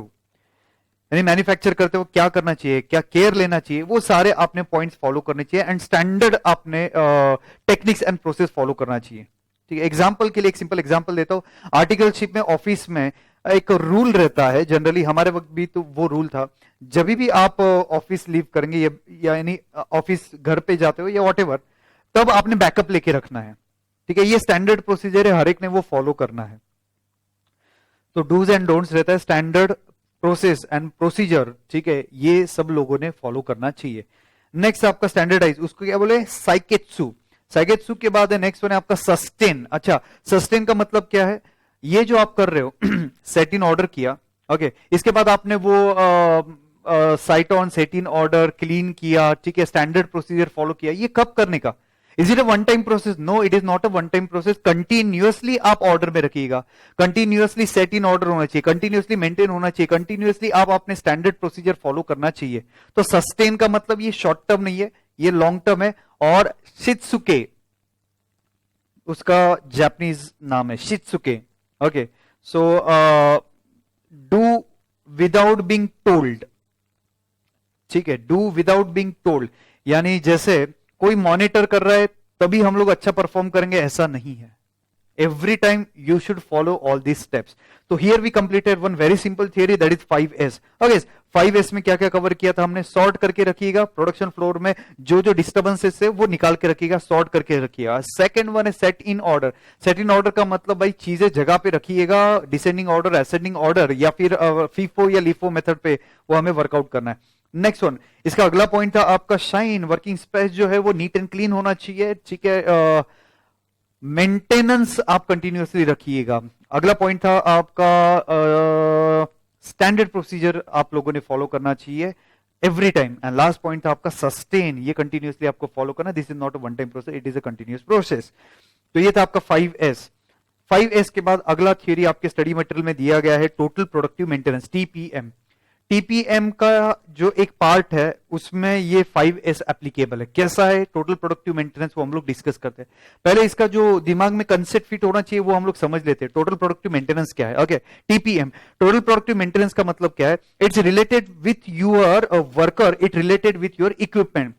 यानी आपके वर्कर एंड आपकी इक्विपमेंट ऑलवेज प्रोडक्शन के लिए, प्रोसेसिंग के लिए, सर्विस रेंडरिंग के लिए अवेलेबल होना चाहिए। तो उसके लिए आप क्या करेंगे? उसके लिए आप आपके वर्कर को ट्रेनिंग देंगे। उसके लिए आप क्या करेंगे? आप आपके जो इक्विपमेंट है उसको आप रिपेयर्स और मेंटेनेंस टाइमली करेंगे। तो अगर आपके मेंटेन रहेंगे इक्विपमेंट तो ब्रेकडाउन के चांसेस कम है, और अगर ब्रेकडाउन नहीं होता है तो अवेलेबिलिटी बढ़ जाएगा उसका, राइट है। तो ये कंसेप्ट है आपका टोटल प्रोडक्टिव मेंटेनेंस, टीपीएम में। ओके, याद रहेगा क्या है? मेंटेन रखना है कि इसको, आपके वर्कर लोगों को, और आपका जो इक्विपमेंट है, आपके जो मशीनरी है, ठीक है, उनको आपको मेंटेन रखना है सो दैट अवेलेबिलिटी बढ़ जाए। ठीक है, ब्रेकडाउन वगैरह नहीं होना चाहिए, डिलेज वगैरह नहीं होना चाहिए, अवेलेबिलिटी बढ़ जाए। Okay, now phases of total productive maintenance, TPM के कुछ फेजेस है। सबसे पहला है प्रिपरेशन फेज। प्रिपरेशन फेज में क्या है? एनवायरमेंट पहले क्रिएट करो, ठीक है, कंडक्टिंग अवेयरनेस कि ऐसा भी कुछ प्रोग्राम रहता है कि टीपीएम मेंटेनेंस का प्रोग्राम है, वर्कर को ट्रेनिंग का प्रोग्राम है, इसका आपको अवेयरनेस क्रिएट करना है। Next one, introduction stage. आपको ये जो टीपीएम है वो इंट्रोड्यूस करवाना है आपके सप्लायर को, आपके बायर को, आपके कस्टमर को, आपके स्टेक होल्डर को। आपको इंट्रोड्यूस करना कि हम लोग अभी टीपीएम फॉलो करने वाले हैं। इसके बाद इंप्लीमेंटेशन ऑफ टीपीएम। अच्छा, इंप्लीमेंटेशन ऑफ टीपीएम में एक फाउंडेशन है और 8 पिलर है, ठीक है। इंप्लीमेंटेशन में याद रखना पड़ेगा, एक फाउंडेशन है और उसके 8 पिलर्स है, इस पे ये थ्योरी डिपेंडेंट है। अच्छा, आगे हम लोग डिस्कस करने वाले डिटेल में फाउंडेशन क्या है और पिलर उसका क्या है, ठीक है। नेक्स्ट पॉइंट है, ठीक है, आपने तो इंप्लीमेंट कर दिया लेकिन उसके कुछ बेनिफिट्स आपको मिलने वाले हैं। दैट बेनिफिट्स यानी इंस्टीट्यूशनलाइजिंग द स्टेज, ठीक है। तो यहां पे हम लोगों को जो भी कुछ अवार्ड है टीपीएम का, जो भी कुछ बेनिफिट्स है वो हम लोग मेजर करेंगे, वो हम लोग चेक करेंगे, वहां पे हमें मिलते जाएगा, ठीक है। तो सबसे पहले क्या किया? प्रिपरेशन किया, अवेयरनेस क्रिएट किया, फिर आपने इंट्रोडक्शन दिया किसको? आपके वर्कर्स लोगों को, आपके एम्प्लॉय को, आपके कस्टमर को, आपके सप्लायर को, जो भी कुछ स्टेक होल्डर है उन सबको आपने इन्फॉर्म किया that you are going to follow the TPM. Okay, तो ये आ गया इंट्रोडक्शन फेज। तीसरा, एक्चुअल में इंप्लीमेंट करो। इंप्लीमेंटेशन में एक फाउंडेशन रहेगा और 8 पिलर्स रहेंगे, ये आपको याद रखना है। और नेक्स्ट वन, रिवॉर्ड या फिर अवार्ड आपको मिलते जाएगा। You will get the reward और award if you apply this total productive maintenance, ठीक है, समझ गया। अब इसका फाउंडेशन क्या है, इसके 8 पिलर्स क्या है, ये हम लोग अभी डिस्कस करते हैं, ठीक है। एवरीवन प्लीज कॉन्सेंट्रेट, बहुत ज्यादा इंपॉर्टेंट है। ये जो पैराग्राफ दिया, ये जो टेबल दिया है, अच्छे से एग्जाम के पहले देख के जाइएगा, एग्जाम में बिल्कुल आने के चांसेस है। फ्रेंड्स, एक बार एग्जाम में क्वेश्चन पूछा गया था लाइफ साइकिल कॉस्टिंग पे। जी मालिक, मैं रिपीट कर रहा हूं, लाइफ साइकिल कॉस्टिंग पे क्वेश्चन पूछा गया था। ये कैरेक्टरिस्टिक्स से या ये टेक्निक से एक्सेट्रा, मेजर से, टेक्निक से, तो इतना डिटेल में वो पढ़ना पड़ता है कि क्योंकि आपको ऐसे 11 एग्जांपल्स दिए थे और you are aware about the life cycle costing, introduction phase, growth phase, maturity phase and decline phase, ठीक है। तो आपको ऐसे 11 सिचुएशन दिया था और 11 सिचुएशन में सिर्फ बोला था बस आपको ये कैरेक्टरिस्टिक्स है या ये टेक्निक्स है, ठीक है। इसमें आपको बस क्लासिफाई करना था, लिखना कुछ भी नहीं था। आइटम नंबर 1 सपोज कैरेक्टरिस्टिक है तो वो कैरेक्टरिस्टिक, आइटम नंबर 2 टेक्निक है तो वो technique, introduction phase, growth phase. तो मतलब ये हुआ, ऐसे क्वेश्चन आपको आ सकते हैं। मैंने सेकंड टॉपिक के वक्त भी आपको एक्सप्लेन किया था, वो एक चार्ट था क्वालिटी कॉस्ट का, वो इंपॉर्टेंट था। क्वालिटी कॉस्ट में आपके 4 पॉइंट आए थे, failure, external failure, cost of poor quality and cost of good quality में आया था prevention cost and appraisal cost, ठीक है, याद आ रहा है। उसमें हमने क्या किया था, मैंने बोला था एग्जाम्पल ये आपको याद रखना पड़ेगा, एग्जाम में आएगा बहुत। वो जो एग्जाम्पल है रीवर्क वगैरह, ठीक है, क्वालिटी ट्रेनिंग, रीवर्क, रिफाइनमेंट, इसके बाद वारंटी, वो सारे एग्जाम्पल आपको दिए जाएंगे, 10-12 एग्जाम्पल आपको दिए जाएंगे और बोला जाएगा भाई इसको 4 फेजेस में क्लासिफाई कीजिएगा। तो ऐसा क्वेश्चन इसमें भी आ सकता है, 5S में आ सकता है। फाउंडेशन क्या है, कौन सा पिलर है, उसके क्या टेक्निक्स है, एक क्वेश्चन एग्जाम में पूछा जा सकता है। तो बहुत अच्छे से करेंगे और काफी सिंपल है, तो इसमें कोई यानी डरने वाली बात नहीं है, बहुत ही डिफिकल्ट है, कुछ भी नहीं है, बहुत ही सिंपल है। चलिए लेट्स एक्सप्लेन। सबसे पहला column, if you can check that, पहले आपका फाउंडेशन और pillar and pillars. Next about, उसका मीनिंग आपको आगे दिया है और आगे उसकी टेक्निक्स दी गई है, बराबर है, सॉरी, उसके आगे टेक्निक्स आपको दिए गए हैं। चलिए लेट्स स्टार्ट। सबसे पहले फाउंडेशन की बात करते हैं बॉस। फाउंडेशन इसका 5S है। TPM theory, total productive maintenance, ये थियरी स्टार्ट होती है 5S से, ठीक है। 5S is related with your working place, already हमने जो डिस्कस किया था। ओके उसकी क्या टेक्निक्स है बॉस? आपके 5 टेक्निक्स है। सीरी, सीरी यानी क्या करके रखो? सॉर्ट करके रखो, ठीक है। साइटोन, साइटोन का मतलब क्या है? सेट इन ऑर्डर, ऑर्डर में रखिएगा। साइसो, साइसो का मतलब क्या था सर जी? शाइन। साइकेत्सु, साइकेत्सु का मतलब standardise procedure you should follow. Sustain का मतलब शित्सुके, सस्टेन का मतलब क्या है? शित्सुके। तो ये आपके टेक्निक्स, सॉरी ये आपके फाउंडेशन है, एंड फाउंडेशन इज 5S, ठीक है। नेक्स्ट पहला पिलर की तरफ चलते हैं बॉस अभी।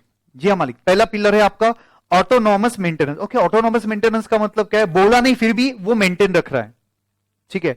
बोला नहीं है फिर भी वर्कर इक्विपमेंट मेंटेन कर रहा है। जितना उसको नॉलेज, जितना उसको ट्रेनिंग दिया गया अबाउट द इक्विपमेंट, वो टाइम टू टाइम उसको रिपेयर्स या फिर मेंटेन रख रहा है। This is called as autonomous maintenance, ठीक है।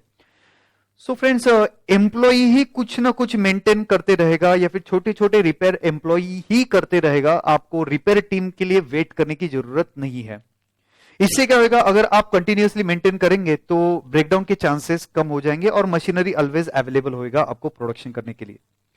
अच्छा, फिर इसके कुछ टेक्निक्स है ऑटोनॉमस मेंटेनेंस यानी क्या करने का। यहां पे उन्होंने एग्जांपल दिया हुआ है कि भाई क्लीन करते रहिएगा, ल्यूब्रिकेट करते रहिएगा, ऑयलिंग वगैरह करते रहिएगा, ठीक है। विजुअल इंस्पेक्शन देखते रहिएगा बराबर से काम हो रहा है या नहीं हो रहा है, ठीक है। अगर कुछ स्क्रू नट बोल्ट आपके लूज हो गए तो वो टाइट कर दो। तो ये था आपके यानी मशीन के, ओके। तो मशीन का अगर स्क्रू नट बोल्ट एक्सेट्रा अगर लूज हो गया तो टाइट कर दो। तो ये आपका एग्जांपल दिया है उन्होंने ऑटोनॉमस मेंटेनेंस। आई होप ये टेक्निक आपको याद रहेगा। क्या? क्लीनिंग किया, थोड़ा थोड़ा मेंटेनेंस रखा, ल्यूब्रिकेटिंग किया, ठीक है, वर्चुअल इंस्पेक्शन किया उसका, visual not virtual, visual inspection किया। नेक्स्ट पॉइंट था loose, tight the loose bolts etcetera. तो पहला पिलर फाउंडेशन देख लिया, 5S फाउंडेशन था, उसका पहला पिलर क्या है? ऑटोनॉमस मेंटेनेंस, ठीक है। Next one boss focus improvement, ठीक है। क्या है boss? Focus improvement. Focus improvement में याद रखना पड़ेगा आपको कंटिन्यूस इंप्रूवमेंट, काइजन कॉस्टिंग याद रखना, आज ही हमने डिस्कस किया है, ओके। अच्छा, काइजन कॉस्टिंग में क्या है? कंटिन्यूसली इंप्रूवमेंट करते रहेगा, there is always room for improvement. तो इफिशिएंटली आप आपके प्रोडक्शन प्रोसेस वर्कआउट करते रहिएगा। तो उसका मीनिंग क्या है? कंटिन्यूस इंप्रूवमेंट, फोकस इंप्रूवमेंट में भाई आप कंटिन्यूसली ग्रेजुअल थोड़ा थोड़ा इंप्रूवमेंट करते रहिएगा। तो इससे क्या होगा? लॉस कम होगा और इफिशिएंटली इफिशियंसी बढ़ेगा, ओके। अब इसके कुछ टेक्निक्स दिए हैं, जैसे कि काइजन रजिस्टर दिया है इन्होंने, ठीक है। काइजन रजिस्टर है, काइजन समरी शीट है, वाई एनालिसिस, ऐसा क्यों हुआ है, कैसे हुआ, एक्सेट्रा। तो ये वाई एनालिसिस है, ओके। एंड इसके बाद है आपका समरी ऑफ लॉसेस। सो आप बस एनालिसिस कर रहे हो लॉसेस का, या फिर कोई प्रॉब्लम आ रहा है कि रीजन आप फाइंड कर रहे हो। तो kaizen register, kaizen summary sheet वगैरह आपने प्रिपेयर किया। 2 पिलर अपन ने कंप्लीट किया। बॉस आपका पहला पिलर क्या था? पहले फाउंडेशन था, फाउंडेशन 5S है। पहला पिलर क्या? ऑटोनॉमस मेंटेनेंस, किसी ने बोला नहीं फिर भी वर्कर उसका उसका खुद होके मेंटेन रख रहा है। सेकंड क्या है? फोकस इंप्रूवमेंट, इसमें काइजन याद रखना पड़ेगा, kaizen register, kaizen summary sheet था, वाई एनालिसिस था, एंड लास्ट आपका समरी ऑफ लॉसेस, ठीक है। इसके बाद प्लान्ड मेंटेनेंस, ठीक है। अच्छा, प्लान मेंटेनेंस का मतलब क्या है? एवरी संडे मेंटेनेंस रहेगा, एवरी सैटरडे मेंटेनेंस रहेगा, first week of every month उसमें कोई तो भी एक डेट पे आपका मेंटेनेंस रहेगा। This is called as a planned maintenance, ठीक है। तो आप प्रॉपर्ली ये मेंटेन रखिएगा। अगर आपका इक्विपमेंट मेंटेन रहेगा तो ऑटोमेटिकली अवेलेबिलिटी उसकी बढ़ेगी, जो ब्रेकडाउन है वो उसका कम होगा। उसके कुछ एग्जांपल इन्होंने दिया है, जैसे कि प्रिवेंटिव मेंटेनेंस। जी हाँ मालिक, उसका कुछ एग्जांपल दिया जैसे कि प्रिवेंटिव मेंटेनेंस, ठीक है। Prevention is better than cure, यानी ब्रेकडाउन होना नहीं चाहिए, इसलिए जो आप मेंटेनेंस कर रहे हो it is called as a preventive maintenance. Breakdown maintenance, breakdown and corrective maintenance. Sir जी आपका मशीन खराब हो गया, उसको आप रिपेयर करवा रहे हो, तो ये आएगा आपका breakdown and corrective maintenance and maintenance prevention. अच्छा, मेंटेनेंस प्रिवेंशन का मतलब क्या है? कभी कभी क्या होता है, maintenance is non value added activity. तो ऐसा हम लोग सिस्टम जनरेट करें कि मेंटेनेंस की जरूरत ही नहीं रहे, ठीक है। से फॉर एग्जांपल, अब अगर आपने नया एयर कंडीशन वगैरह परचेज किया रहेगा, एसी परचेज किया रहेगा, तो उसमें फिल्टर वगैरह क्लीन करने का जरूरत नहीं है। अर्लियर क्या होता था, अगर आप एसी परचेज करते तो एवरी 1 ईयर और एवरी 6 मंथली उसके जो फिल्टर्स है वो फिल्टर क्लीन करना पड़ता था, वहां पे डस्ट वगैरह जमा रहता था। बस अब क्या है, रिमोट पे एक बटन प्रेस कर दिया तो ऑटोमेटिकली वो क्लीन हो जाता है। ये आप वाटर प्यूरिफायर में भी सेम सिस्टम है, अगर आपने क्लीनिंग का बटन प्रेस कर दिया तो ऑटोमेटिकली वो क्लीन होते रहता है।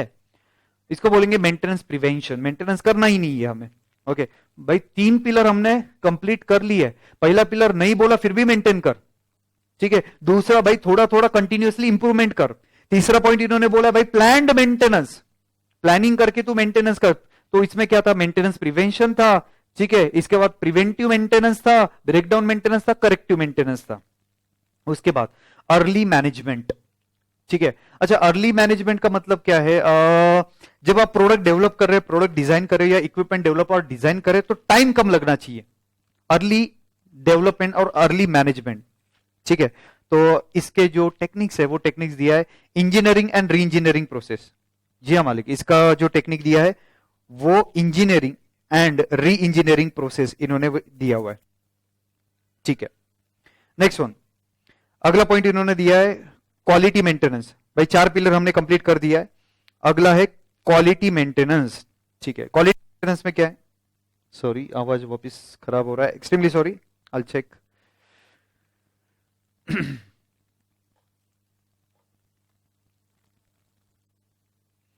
जी हाँ सर, आई एम सॉरी। तो अर्ली मैनेजमेंट में क्या है, इक्विपमेंट या फिर आपका जो प्रोडक्ट है वो जल्दी से डेवलप हो जाए, तो इंजीनियरिंग री इंजीनियरिंग के आपके टूल्स फॉलो करने पड़ेंगे। देन क्वालिटी मेंटेनेंस का पॉइंट हम लोग डिस्कस करें। डिफेक्टिव वगैरह आ रहा है, कस्टमर अगर सेटिस्फाई नहीं है तो उसके लिए आप क्या कर रहे हो, तो रूट कॉज एनालिसिस आपने किया। उसके बाद customer data analysis. Customer data analysis में ये चेक करो रिटर्न कितने बार आया, कौन से टाइप का गुड्स रिटर्न आया, रीजन क्या उसके रिटर्न आने का। तो क्वालिटी मेंटेन रखना है।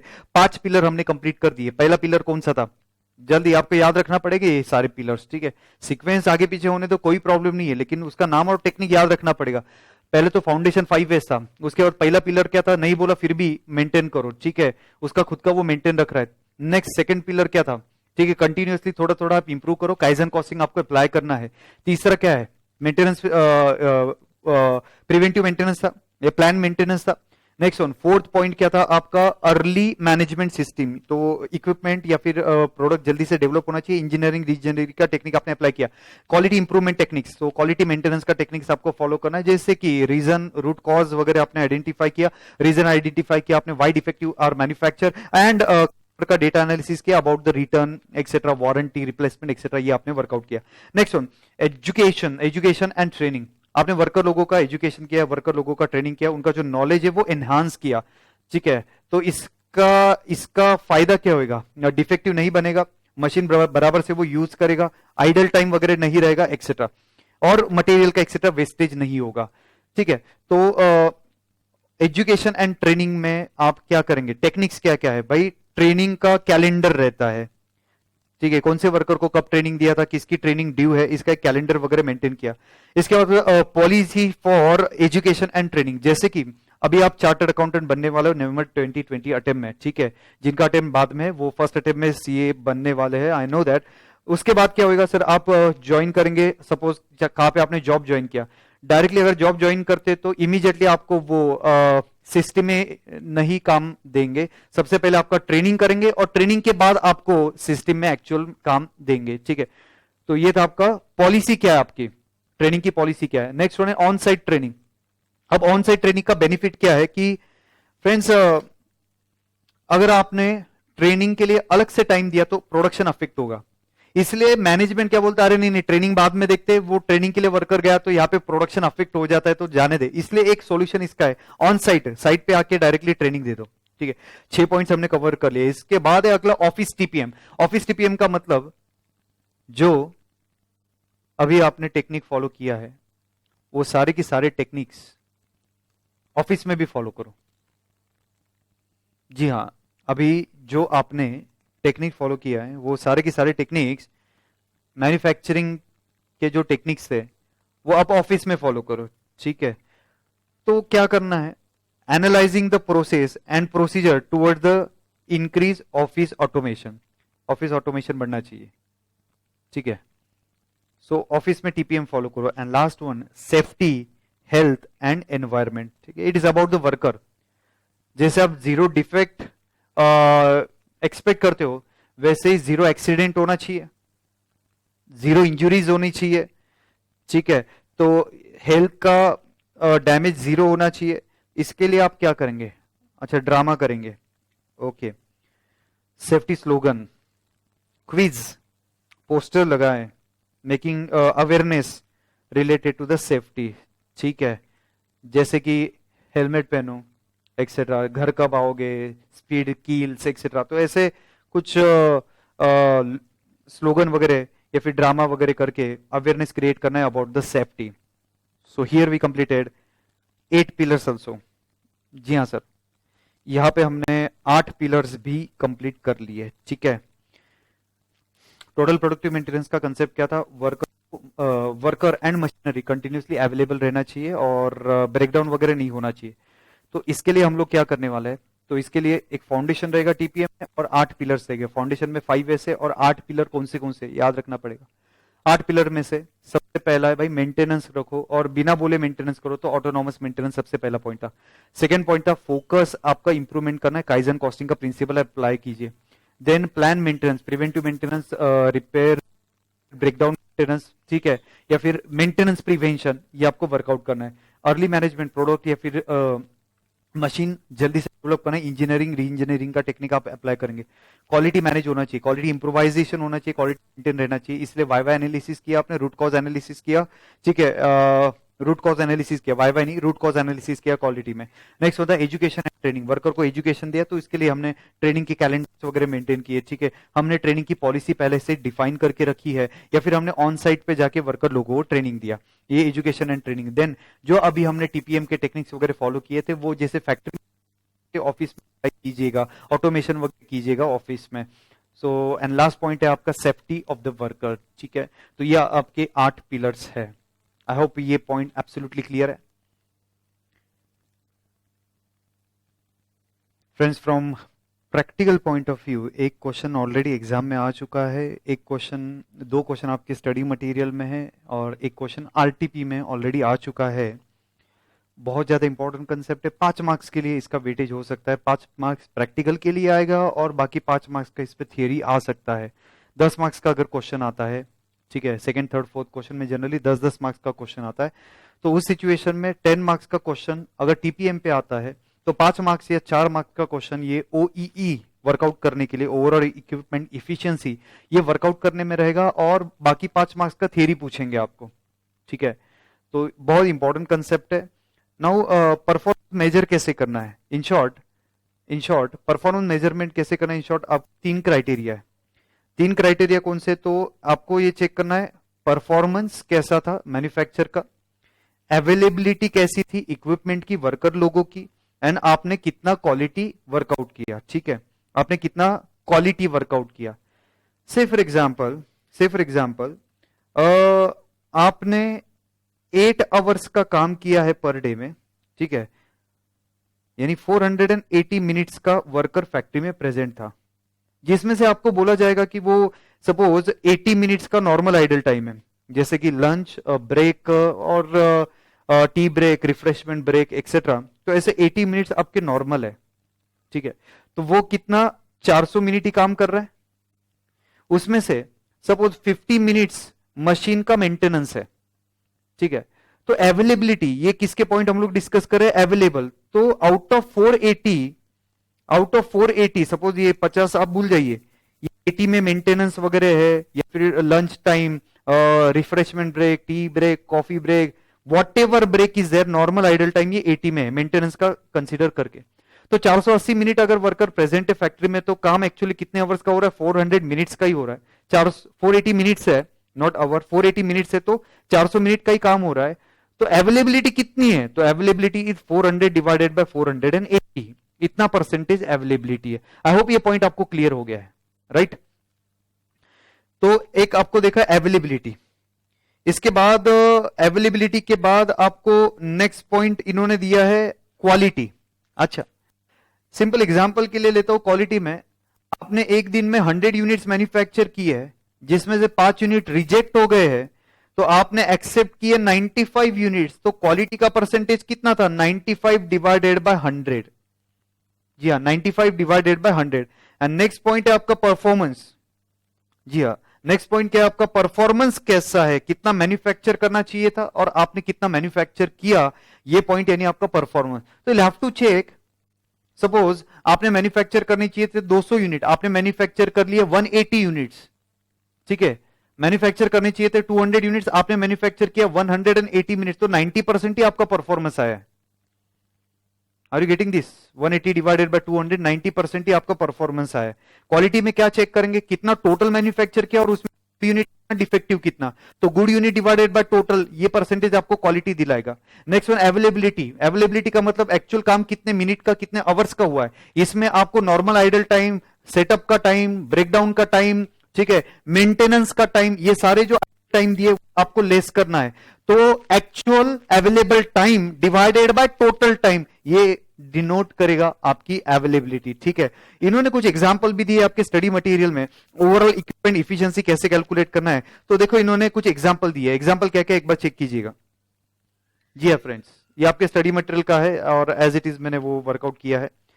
Equipment failure, breakdown, setup and adjustment, ठीक है, में रखिएगा क्या है, equipment failure, breakdown, setup and adjustment, ये आपको अवेलेबिलिटी डिनोट करने में यूज होएगा।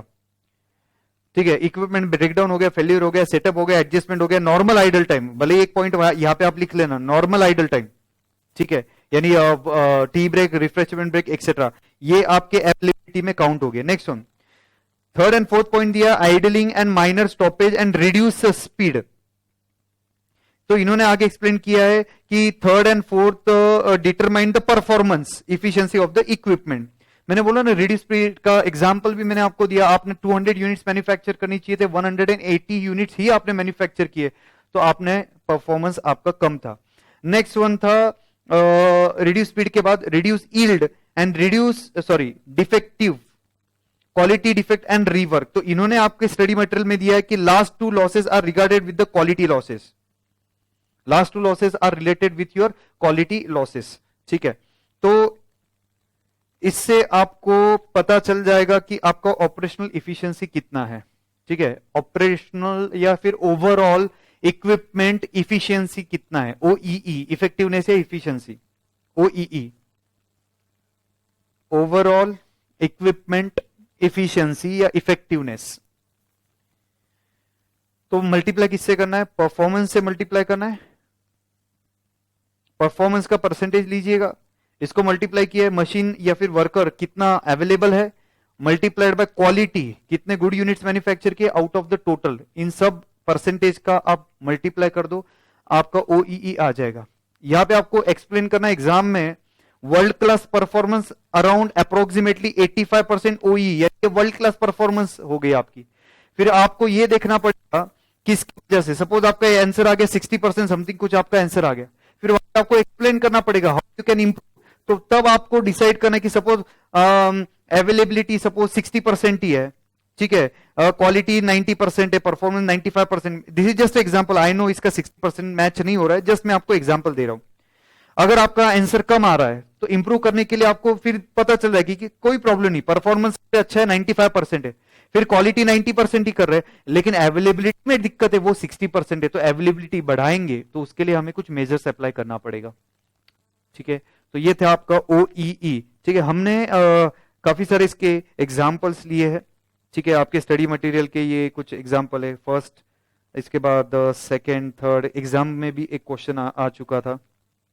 ठीक है, यस फ्रेंड्स, तो मैंने आपको बता दिया कि इसका वर्किंग कैसे करना है। एक बार अवेलेबिलिटी का परसेंटेज वर्कआउट कर लीजिएगा, जैसे ये क्वेश्चन में दिया, देखो थर्ड क्वेश्चन हमने जो सॉल्व किया था, ये एग्जाम का क्वेश्चन है, आवर्स वर्क कितना है, 210 आवर्स है। इसके बाद time loss during the month 28 है। ठीक है, ये एक्चुअल में 210 आवर्स वर्क है, टाइम लॉस है 28 है, तो टोटल 210 प्लस 28 आएगा सर, 238 आवर्स आएगा ना, तो उसमें से 210 घंटे ही आपने काम किया है। फ्रेंड्स, टोटल आवर्स अवेलेबल नहीं है, ये क्या आपका टोटल टाइम वर्क दिया है, एक्चुअल में 210 घंटे का काम किया है एंड 28 आवर्स आपका लॉस्ट हुआ है, तो टोटल टाइम कितना अवेलेबल था gross 210 plus 28 I guess 238, out of that आपने 210 घंटे ही काम किया है, तो इससे क्या पता चल जाता है आपकी अवेलेबिलिटी। ओके, तो डिवाइड करके आपका अवेलेबिलिटी का परसेंटेज आ जाएगा। नेक्स्ट, आपने इसके बाद चेक किया, देखो स्टैंडर्ड टाइम कितना लगना चाहिए था, तो 180 आवर्स, एक्चुअल में टाइम कितना लग गया, तो 210 आवर्स लग गए।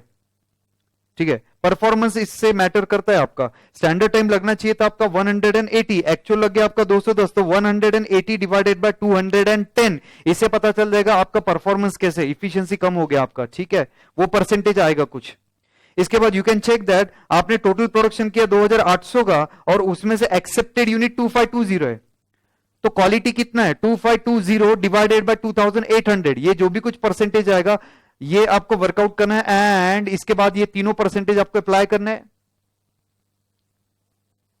ओईई कैलकुलेट करने के लिए आगे क्या करना पड़ेगा, ये जो तीनों परसेंटेज जो हमने वर्कआउट किया है, ठीक है, ये मल्टीप्लाई कर दो और आपका आ जाएगा ओईई। उसके बाद आपको उस पर कमेंट लिखना है। कमेंट क्या लिखेंगे, अगर ओईई वर्ल्ड क्लास परफॉर्मेंस 85% से अगर कम रहेगा तो कुछ आपको इंप्रूवमेंट करना पड़ेगा, जिसका परसेंटेज कम है उसमें आपको कुछ इंप्रूवमेंट देना पड़ेगा। ठीक है, तो ये था आपका ओईई का concept. Here we completed total productive maintenance. ये लेक्चर में फ्रेंड्स हमने कंप्लीट कर दिया लीन सिस्टम का इंट्रोडक्शन हमने कंप्लीट किया। इसके बाद हमने कंप्लीट कर दिया भाई जेआईटी के सारे क्वेश्चंस कंप्लीट कर दिए। Then we started with the kaizen costing के भी सारे कंसेप्ट हमने कंप्लीट कर दिए। 5S हो गया एंड टोटल प्रोडक्टिव मेंटेनेंस हो गया, जिसमें ओईई का कंसेप्ट हमने कंप्लीट कर लिया। तो ये लेक्चर में विल स्टॉप हियर।